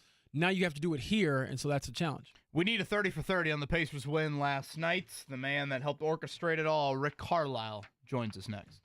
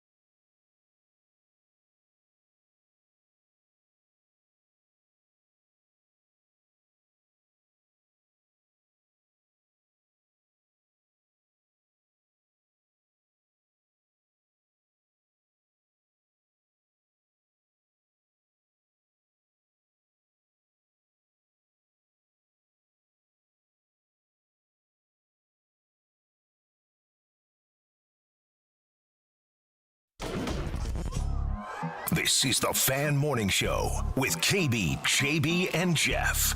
40 seconds left. The Pacers with an opportunity to tie or take the lead. McConnell drives, sends it outside. Shepard fakes the three. Back to McConnell, who retreats. 10 seconds to shoot. Half a minute to go in overtime. Toppin from up top, and he banked in a three. Wow. 31 points for Obi Toppin. Wow. This one gives the Pacers a 1-point lead. Shot clock is off. The Pacers are down by 1. McConnell to the forecourt to the left wing. Circles back out to the top with the right hand. 11 seconds left to play. Driving off a Bryant screen to the wing to the baseline to the goal. Across the lane into the corner. An impossible three is drained by Toppin off the catch. He was floating out of bounds in the left corner, and that was a shot that most players wouldn't even try. 10 seconds. McConnell baseline drive. Gives it up. Toppin. Corner three. And rattles in. Luck of the Irish. Obi Toppin had one of the most spectacular runs at the end of the game I've ever seen. That last shot, it was just be in the corner. TJ's getting to the rim. If I got the shot, shoot it.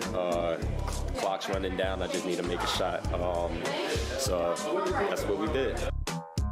It's not often that you get a little opening montage from a regular season game, but certainly thought last night called for it. It was one of the wilder Pacer wins I've ever seen. Frankly, we need a 30 for 30 on last night. And for those that stayed up, it was well worth it. And we appreciate, as always, Rick Carlisle's time here on this Tuesday morning off just a few hours of sleep. Coach, will start here. First off, a good morning to you, and thank you for the time. I found myself thinking, man, if I were Rick Carlisle, I would just be super proud. Like, that's the word I kept on coming back to. It's one thing to preach next man up. It's another thing to watch, next men up, frankly, play out before your eyes. What were your emotions after that victory last night? Yeah, it's the word pride is probably the one that is the most applicable, I guess. We had a really special moment in the locker room. I think our digital people were in there, and there were a lot of things that happened during that game. Most of the craziness was in the second half, obviously. The thing where they got to pick a free throw shooter, and then Freeman ends up at the line, and the place is going crazy. I mean, not long ago, the environment in Minnesota was not a very difficult place to play on the road, but they have amped up their sound system. They've got all kinds of bells and whistles going on in there. The place is just lit. I mean, it's just jacked. And the kid goes in there and he makes 2 in a row, and then he comes back toward the midfield fast, and the referee said, "Not so fast. You got to stay in the game." And so he stayed in for a possession. And that was just one thing. We had Nembhard getting thrown out. The incident with Gobert, and all kinds of stuff. And then the thing with the run that Toppin went on at the end of the game. I mean, that's one of the best defensive teams you're going to find in any time, any place in the NBA. And, we were just, kept trying to just play fast just so we could get shots. And Obi was one of the few guys that just could create enough separation to get clean looks. And, the 3 or 4 shots he hit late were just spectacular. And, after the bench had a rough night in Milwaukee, I mean, they really showed everybody who they were last night. Did you think about calling a timeout at all on that final possession? Because I was panicking from my couch there at different points on the final possession there. You let that play out. I'm curious why. Well, and let them set their defense and get better defenders in the game. I mean, there's no point in doing that. And I didn't even use. I was out of timeouts halfway through the fourth quarter. We tried to challenge the play where Mathurin got his 6th. And up until that point, Mathurin was one of the guys that was able to rise up and get some looks and et cetera.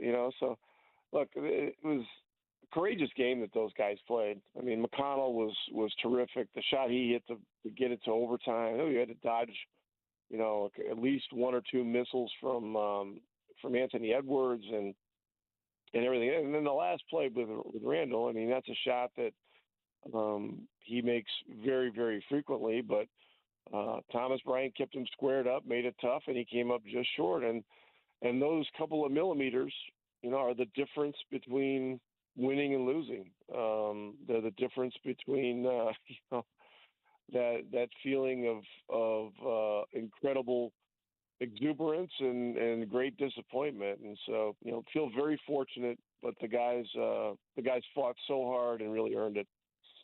Rick, that game reminded me of my lone season covering you all. 2022, you guys go to Chase Center, second night of a back-to-back, and you beat Golden State in overtime, survive Steph Curry's 39 points. You're down 5 starters. Your starting lineup in that game was Justin Holiday, Torrey Craig, Gogo Pataze, Chris Duarte, and Kiefer Sykes. So I'm just curious to know, what do you remember about that game? Because that's what it reminded me of, and also how much has changed since then with your franchise and the direction you all are going in. Well, I believe that game was the one where Nembhard had 31. And no, that was actually the year before Nembhard and Benedict got drafted. Oh, okay. Well, yeah, isn't that crazy? Yeah, hey, look, I mean, these kinds of nights are possible when you got guys that just keep their head down and just keep fighting, and the guys that you just mentioned, a lot of those guys were, had G League origins and et cetera. And Kiefer Sykes was a great story that year, and he had a film crew following him around, and they were doing a thing about, where he had come from and how hard he had fought to even have a chance to be in the NBA, et cetera, et cetera. But yeah, I mean, there's similarities there. I do think the team last night was more talented than the one that we put out, whenever that was that you covered that game. But this Minnesota team, had won 8 or 9 games in a row, and they were on a real run. And I thought the key to the game was getting off to a good start. We defended very well in the first quarter, and then the second quarter, I think they only held them to 16 in the second quarter, and we got a 14-point lead, and then obviously they got ripped mercilessly by their coaching staff and came out and really got into us and really made the game physical, and henceforth things started to happen with the officials and ejections and technicals and so forth.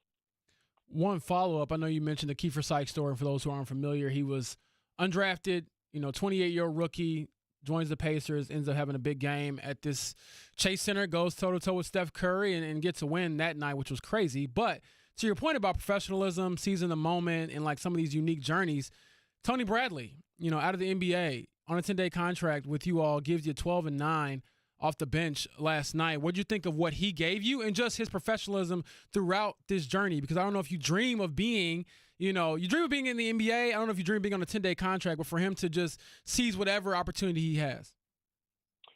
100%,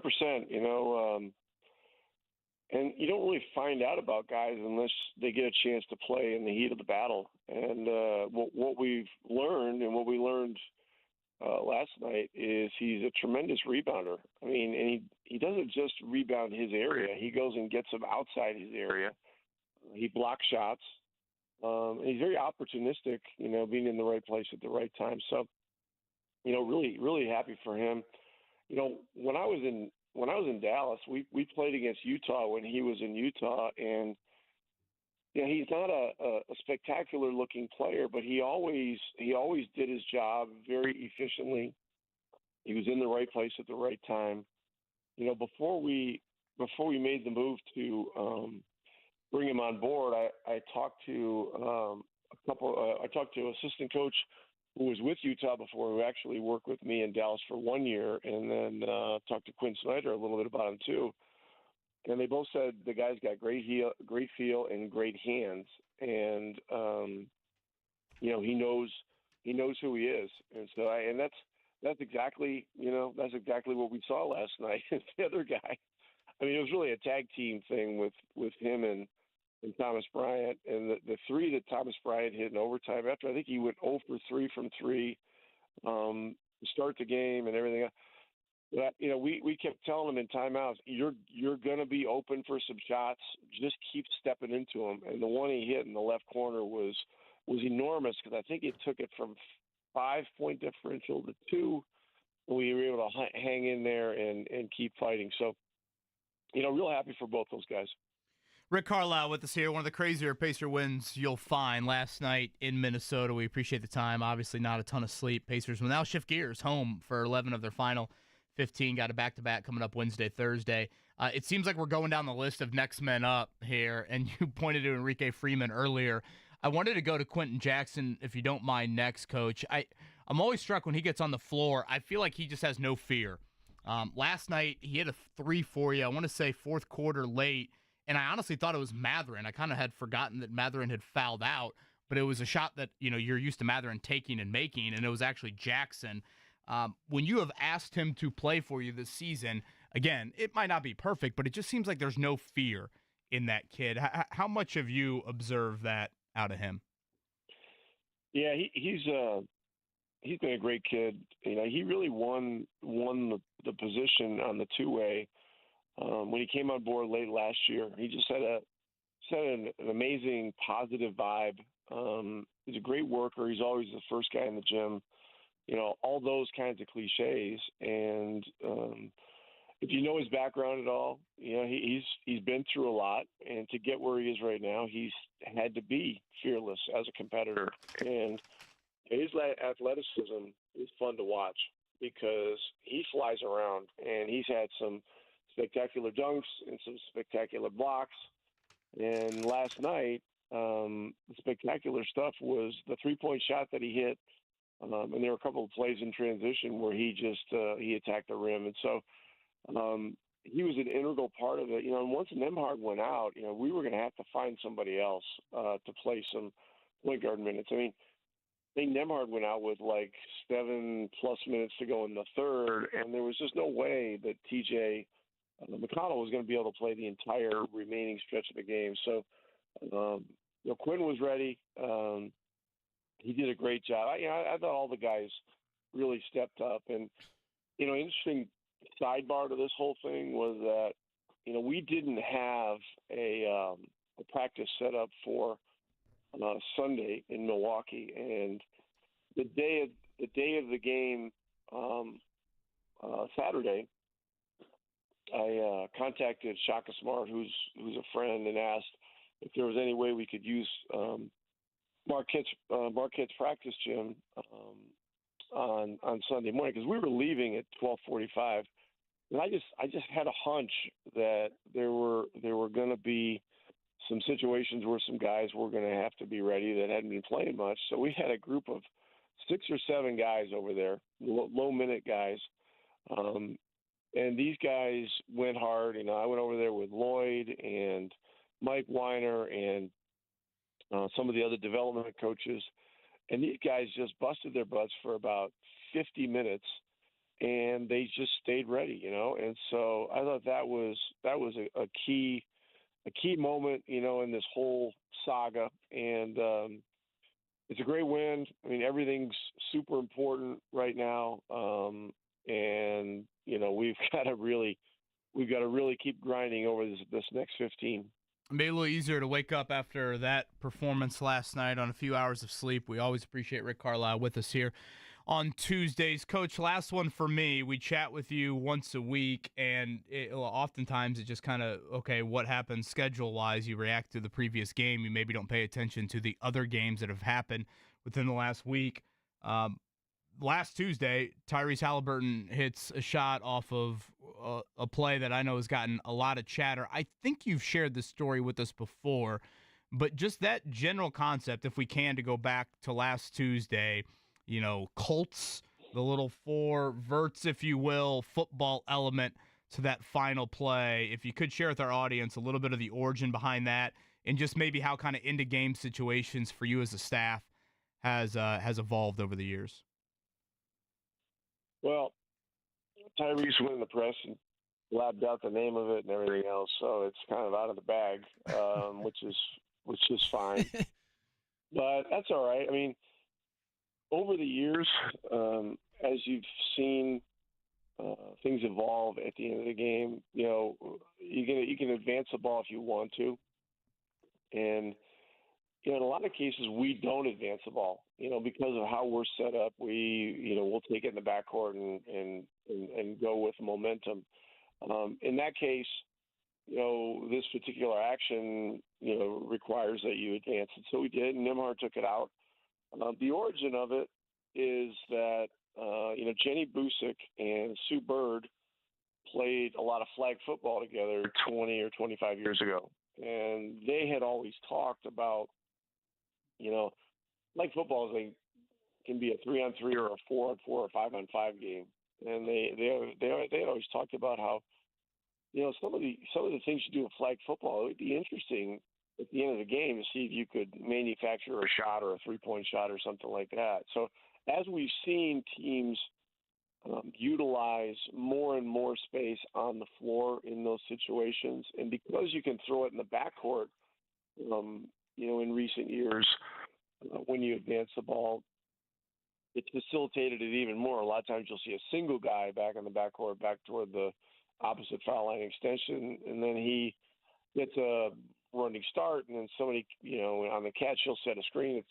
Well, this is different because you're just running, you're running the football illegal pick plays just to try to get an opening. And so the guys ran it, and there was some confusion, which is really all you're trying to do. And, with the idea, with the knowledge that you may end up with a 25, 30-foot shot at best. Tyrese ended up with the shot in the corner. It was amazing the way he contorted, was able to make the shot, and then still absorb the foul from Giannis. And it was just one of those very rare moments where you just feel like kind of a minor miracle has happened. And so the place was crazy. Reggie Miller's in the building doing the game on television. And, if you go back and listen to his call, it was pretty interesting the way he described it. He described it as he goes, look at this, these guys are running some kind of the option, something. I forget exactly what he said. But, yeah, it's just a memorable moment, in a regular season that's had ups and downs. But we've been able to just keep fighting through. And that particular play required a great pass from Nembhard, a great shot, obviously, from Tyrese. But the others involved, Nesmith, Turner, and Siakam were very important to it as well. Last one from me, Rick. Going back to Enrique Freeman, who you shouted out in the locker room after the game, plus 2 in 0 minutes. So where does he go from here from efficiency standpoint? I don't know if you can get any better than that. Well, I think he did play. A few seconds. I don't have the stat sheet in front of me, but he had to play a few seconds. I'll tell you this: his net rating in the last 5 games, as of last night, is astronomically high. It's probably like plus 150 or something like that. But look, these are all the kind of anecdotes that come out of a special night like last night, and they're born of opportunity, they're born of preparation, and they're born of the fact that sometimes you get situations where key players are out, and the way it happened in the second half, our 5th starter Nembhard, who was the one starter that was available last night, got thrown out of the game for throwing a ball at Gobert, who had taken a pretty aggressive shot at him. So I didn't blame him for that at all. But that's, when you're on the road and you get a 12 or 14 point lead at halftime, I mean, the other team's going to come out and really try to rev it up physically in the second half. And we were in the same boat in Philadelphia on Friday night. We had just played kind of a pedestrian first half, had been down by as many as 16, got it to 4 at halftime, and at halftime we made the collective decision that we had to quit messing around really get after these guys. And in the second half, we were able to turn the game around. Well, if you had an extra green beer or two last night and you couldn't make it through that Pacers game, I highly encourage you to go back and watch it tonight. It was one of the wilder ones you will see, and we can't thank Rick Carlisle enough for giving us 20 minutes here on this Tuesday morning after barely any sleep. Coach, congrats on the win, and certainly enjoy a lot of home games here coming up as we close out the season. Thanks. Take care, guys.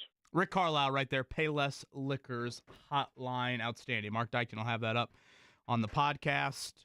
Boy, I just even going back and recounting all of it, James Boyd, I'm like struck by the shocking nature of it all. Yeah, that's one of the games where if you're a writer or if you're somebody reporting on the game, you're just I was thinking of Dustin and Pirex so much. Where do you even start? What's your lead? What's the first thing you mention? Obviously, you mentioned the OB shot first, but there's so many little things. And honestly, it's probably good to have a radio show because we can kind of go through the different parts of it because you can't tell it all at once. No. I said to you to start off the show, and I felt like a loser saying it. I go, this might be the softest thing I've ever said. I felt like, because it looked like the Pacers were going to lose at the end of regulation, and even in a few times, overtime. And I said, gosh, am I really going to say tomorrow morning that I feel like the Pacers deserved a half a win for their effort last night? Yeah, see, I wasn't with you on that. I'll leave you on that island but by yourself. That's where I was. I'm like, gosh, Kevin, man, you are soft as hell here on this Monday morning. So, again, Mark will have that up on the podcast. We'll give away a 4-pack to Indy Fuel game coming up on Saturday. Let's just do fast fingers, Mark Dykton, 317-239-1070. 4-pack to see the Fuel at the Great Fishers Event Center coming up Saturday night. I believe it's 7 o'clock. The puck will drop, so we'll give that away. And that sweet aroma, James Boyd, a little cluster truck in studio. They've got their tremendous Dunk Fest deal.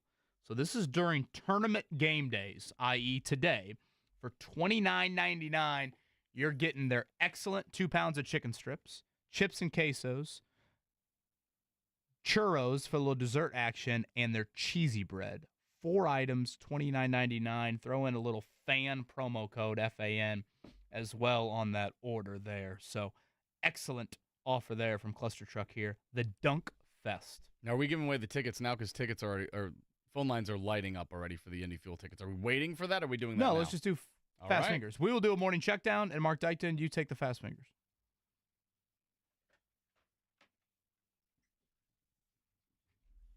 Fan morning show, what's your name? Chris. Not sure what else we could recap from last night, James Boyd, but again, down 4 starters. It did sound like Pascal Siakam, the hope is just 1 game missed due to the personal matter. Halliburton, lower back, Neesmith, and Turner. It didn't sound like any of these were too lengthy from a big picture standpoint, but the rest of this week, James, Mavericks tomorrow, Nets Thursday, Nets again on Saturday, and these 3 games are against teams that have lost a whole lot. Yeah, you basically want to avoid the opposite of what you experienced, where you were the undermanned team. You went in there, you spoiled the party. You don't want to give Dallas or Brooklyn any hope, so you got to go out, play well, play together, and obviously stack some wins because you're still trying to position yourself the best for playoffs. Tonight in Dayton, speaking of Dayton, how about Obi Toppin doing that on St. Patrick's Day? Very fitting for what Dayton looks like on St. Patrick's Day. They've got 2 playing games, American and St. Francis coming up tonight. Mark, Alabama State and St. Francis. You have animal sounds for either of those? Not at the ready, as I'm still taking phone calls for these fuel tickets. Mark did play the Aztec sounder yesterday, San Diego the State death whistle, yeah. in North Carolina. That is 9:10 tonight on True TV. Tomorrow it will be American against Mount St. Mary's, and then Texas and Xavier, the other game from Dayton. I'm excited about it. This is when I tell you every year I enjoy watching all the games, but I still miss that feeling of neglecting my schoolwork as I watch the games in class. No, nothing was better. Don't act like you were the valedictorian sitting front row here, and No, I told you I was the guy who came late. I sat in the front row, and then I would pull up my laptop and watch the game in front of the teacher. I still remember the Kemba Walker step back against Gary McGee in the Big East tournament, watching that at Ernie Pyle. And to let you know, I was 5th in my high school class, Mr. Kevin Look at Brown. that. I was a smart young man. That Romeoville kid is smart. Now, I will say at my high school, you can retake every test. So if I bombed one, I was like, all right, I'll just retake it and get an A on it. So anybody who went to Romeoville High School and did not get decent grades, they did not try at all. enrollment of 28th there you go. at Romeoville. No, in all seriousness, that doesn't surprise me knowing you. The Cubs' run for 0 for 162 is still alive. Your last place team in the NL Central, indeed the Cubs. They lose 4-1 this morning in Tokyo. All right, if you all try to tune in tomorrow and KB's got a black eye or something, I saw or heard nothing. Nothing. I'm just making sure. I mean, Mark Dykman will give it right back to me. I know he will, and when he does, I'm just saying I don't see or hear anything. I think Mark's kind of hot. Oh, thank you, Kevin. That was very nice of you to say. Thank you very much. Kevin, I got so much audio on you. I saw his brain over there going to work. I'm like, what the hell is he about to find? I'm good to see you really working hard over there, Mark. You waited till day 20 here at Grand Park to whip that out. Whoa. See, he's playing the hits. Coming up next, we hear somebody vouching for West Virginia. Why is no one vouching for Indiana? And more on Purdue and High Point. If you missed it earlier, Alan Huss, the High Point head coach, joined us. What were his thoughts on the Boilers? We'll share that coming up next. I love you, Mark Dykman.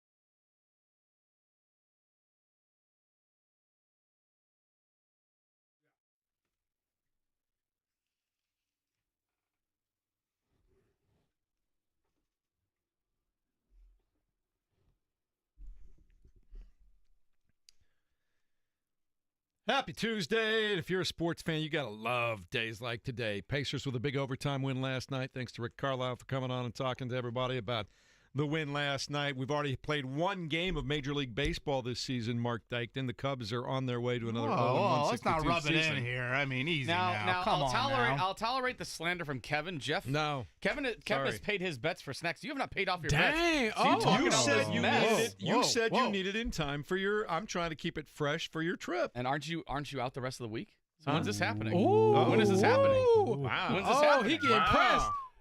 Man, I think you got him fired up. He's am a I- little salty this morning. Am I baby. stopping at the airport? Am I your Uber and you're gonna pay me? And Dang. Man, Man, oh man. You want to talk about you like that, Jeff? I mean, Well, you can talk about me either way. I mean, let's go. Might as well do it here on the air.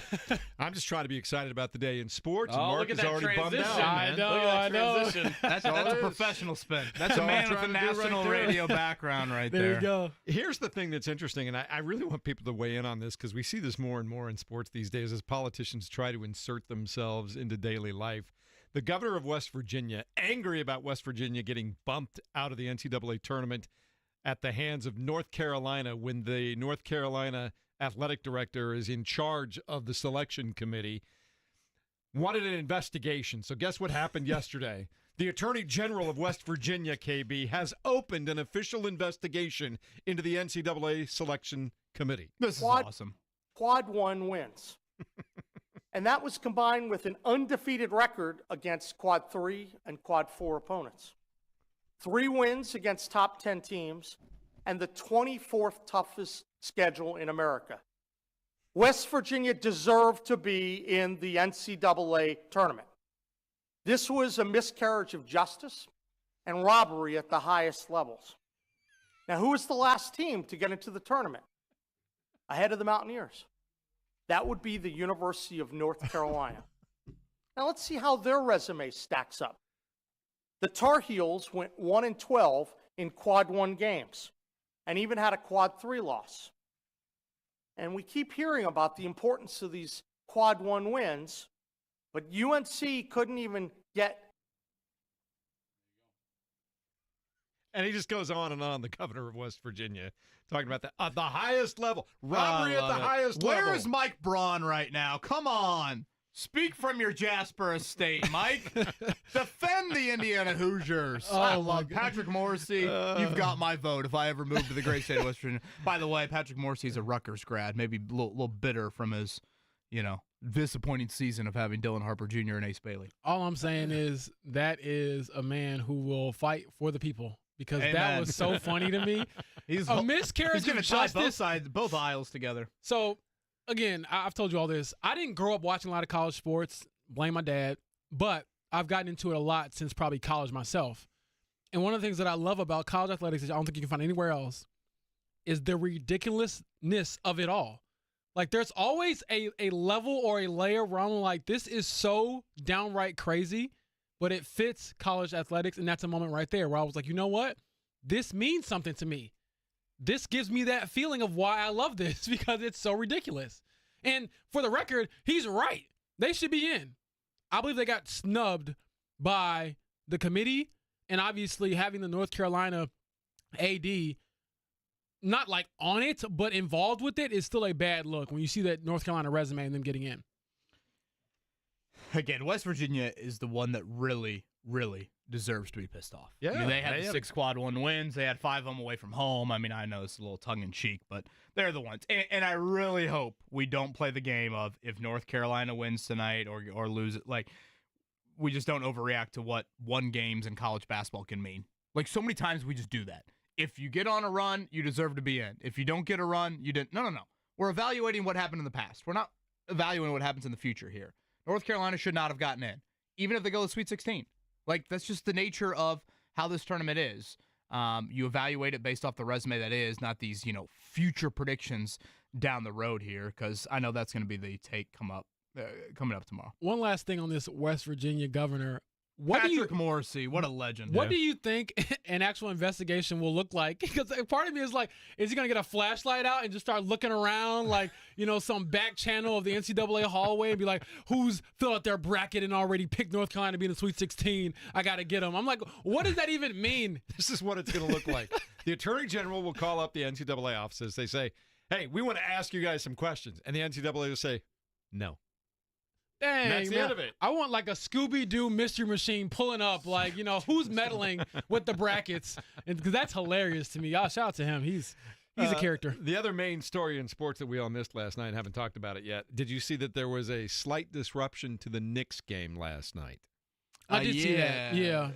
Tracy Morgan, one of my favorite comedians, third quarter of the game last night for the Knicks, projectile, right? Ends up getting sick, has a nosebleed, and throws up on his courtside seat, and it was a 10-minute delay so they could clean everything up. Yeah, I mean... Everything all right with him? I was going to say, in all seriousness... I don't know. Josh Hart was wondering that after the game. I haven't heard anything more today. Yeah, I mean, obviously, at first, you think it's funny, whatever. But he's had then kidney issues. You see this, of right, and then you see that, I'm like, wait a second. You read more about what's going on with him. You feel for him. So hopefully he's doing better this morning. And obviously we would love for all fans to be able to go to games, Pacers games, Knicks games, whatever games, NCAA tournament games, and have a good time without any health scares. Knicks did beat the Heat at the end, 116-95, but you just hope Tracy Morgan is okay. You don't see stuff like that happen very often. My favorite thing from Tracy Morgan is he made light of the car accident he was in. We get hit by a Walmart truck. I remember that. And then people are like, how you doing? He's like, well, I got hit by a Walmart truck. I didn't get hit by Bob's Discount Furniture. There was some settlement money that he was doing just fine. But I love Tracy Morgan. I hope he's doing well. Oh, my goodness. The crazy world of sports that we love and we call our home every single day. And I guess for the Hoosiers now, it's just about looking for what's next, KB. They got to get on to this search, and you wonder if they're target or targets are in the middle of playing right now, and so we might not hear anything. Now, you are a Brad Brownell guy, correct? I like Brad Brownell. I like McCallum from Ole Miss too. There are a couple of guys. I want somebody Drake. I'm sorry. I want somebody who is going to be around for a while. I think that's as important as anything, don't you? Well, you probably got to win to be around for a while. That's been the issue for them. Wouldn't you like to find somebody 45, 50 years old that's doing well, that's got maybe the bulk of their career in front of them? Yeah, I mean, I'm not married to age too much. I'm just married to winning, frankly, and that's been what a bar. So who do you like? That's been quite the divorce down there.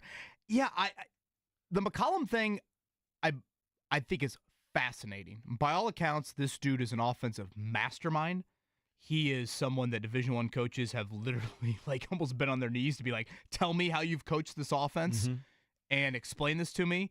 He also has kind of a interesting recruiting thought of I am going to recruit to positive thinking minds. I don't want moody players.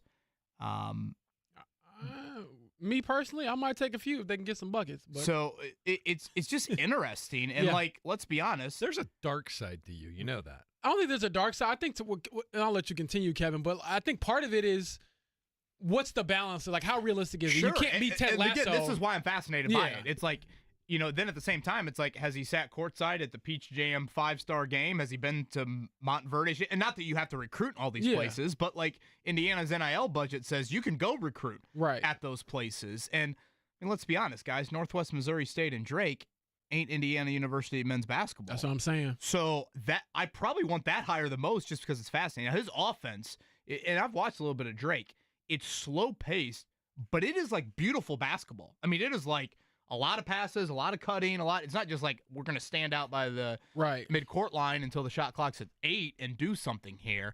Now, again, Drake's had all this success with really his D2 guys. Okay? It's kind of like Kurt Cignetti's about to enter the fray of okay, the JMU guys, their time's running out. For Ben McCollum, it's okay, those D2 guys aren't necessarily going to continue to follow you. So, again, how does that look? So, honestly, and Rick Carlisle brought up the name earlier. I've always been a fan of Shaka Smart. That's a name that I've thought Indiana I'd be okay with that. Should pursue, but I don't want to act like that's some obvious choice. So I know we got to hit a break, but certainly Ben McCollum and Brad Brownell, there seems to be a little bit of smoke there. And again, guys, as early as what? Clemson plays when? Clemson plays Thursday at 3:15. Drake plays Thursday night at 7:35. That's your 11 seed too, Drake. So by Thursday night, you could have Brad Brownell and Ben McCollum both their season's ending. So, maybe sometime this week, guys, we could have a little bit of clarity. Friday on morning? the Could be the week after that. You never know. Yeah. All right. We'll take a look at Jiffy Lube stat of the day. Get you ready to go for a great Tuesday of sports as Mark continues to stuff down the cluster truck offerings today, which are So good. always top shelf. We'll do it all next on 93.5 and 107.5 The Fan.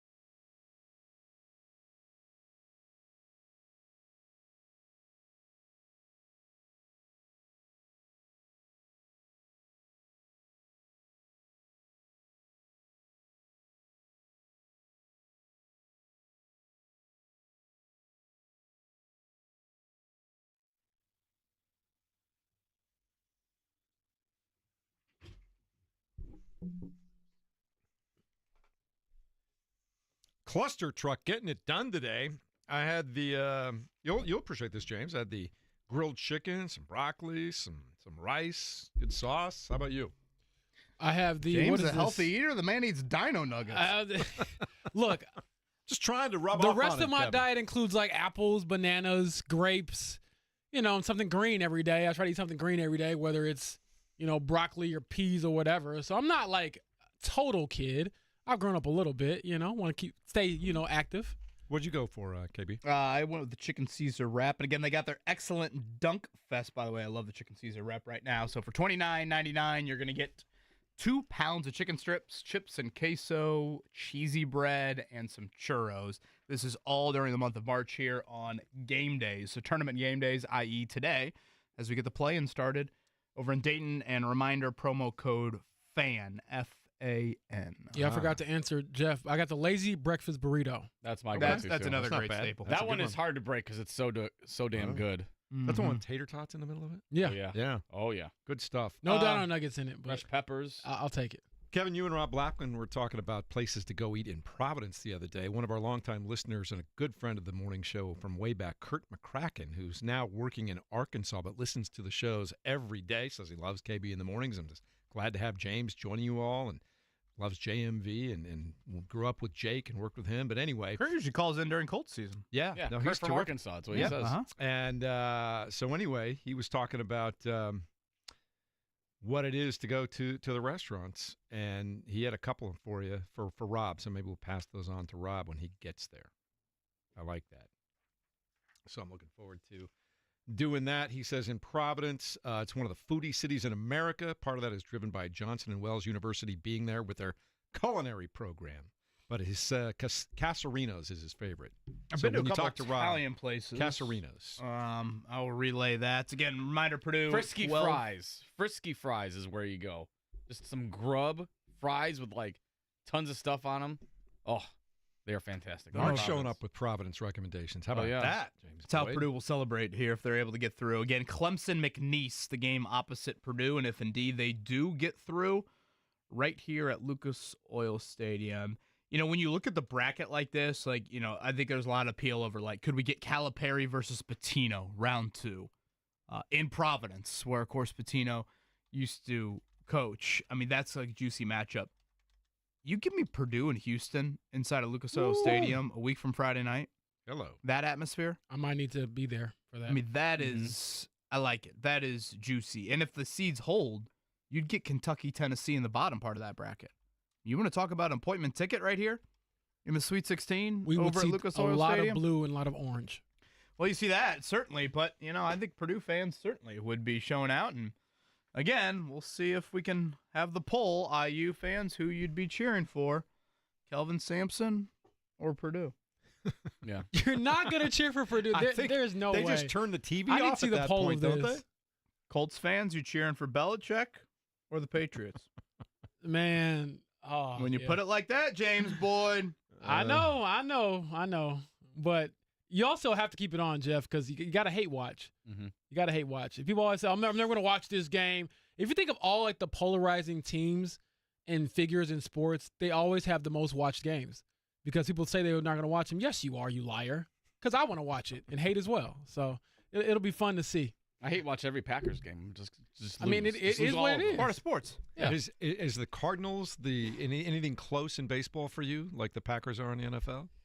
The Cardinals I do not like. That was another great thing at the PBR parties. Everybody's like, we hate the Cardinals. I'm like, we're all friends here. Just so Everybody damn hates the St. Louis Cardinals. So and I love jealous it. of them. Yeah. No, the Packers are by far the worst. They are absolutely terrible. Aaron Rodgers, my numero uno as far as least favorite athletes. What an ass. See, and this is the thing. You get to, in sports, you get to openly hate. It's awesome. It's I sports enjoy hate. it. Yeah, it's sports hate. I'm not going to Thanks, tell Peyton. people how to spend their Tuesday night. I guess I will. Actually, now that I just said that out loud, I'd rather watch the Pacer game again than watch this first play-in game. Honestly, turn on the play-in game with 3 minutes to go. If it's good, stick with it. If not, just go watch the Pacer game again. You can just watch the second half on probably and get enough craziness. Well, first half was great with the crazy Pacer. too, I mean, yeah. they built a 14-point halftime lead. When that lead got erased, it was erased with 3 minutes to go in the third quarter. I thought, and James, you brought this up earlier in the show, the fact that the Pacers then punched back and forth the rest of the way. Like, how many times do you see in an NBA game, the undermanned team builds a lead and then they lose it? I mean, the Pacers did this to the Sixers on Friday night. Mm-hmm. The undermanned Sixers build this lead. The Pacers finally punch to start that third quarter, and boom, the game's over. I thought with 3 minutes to go in the third quarter, I'm like, oh, yeah, I'll be able to get to bed at a decent hour. Yeah. Well, that did and not then, happen. boom, the Pacers say, watch this. Boom, boom, boom. I mean, they keep – without Nembhard, without Mather, and on top of the 4 guys already out. To your point, too, and I went back and looked it up, there was about 10 minutes to go when they were trailing by 8. But they punched back from that, and then they were down 5 in the overtime with, I think, less than a minute and a half to go, and they punched back from that. Yeah. Go ahead. We do need to get in our Jiffy Lube stat of the day. Mark Dykton, this is your oil change right here in the state of Indiana. Since 1985, the 2 longest winning streaks came to an end last night in the league. That'd be the Timberwolves and Golden State. Both lost without some stars in the opposition. Anthony Edwards led Minnesota with 38 points, but missed a game-winning 3-pointer at the buzzer. He's now 0 of 14 in his career on game-tying or go-ahead shots in the final 5 seconds. Wow. It's a Scotty special right there. That is a Scotty Dang, special way to right there. just dunk all on the guy. Kick him Well, while he he's usually down. dunks on the Pacers. So. This is true. All right, Mark, another fantastic job of spinning the tunes and keeping us together, despite the fact you were distracted by the Cubs' loss to the Dodgers all morning long. So we appreciate that. Jay Query comes your way from noon to 3. JMV will join you from the GOAT in Carmel from 3 to 6 today. Go get your chance to win a free diamond from Moyer Fine Jewelers. Have a great day.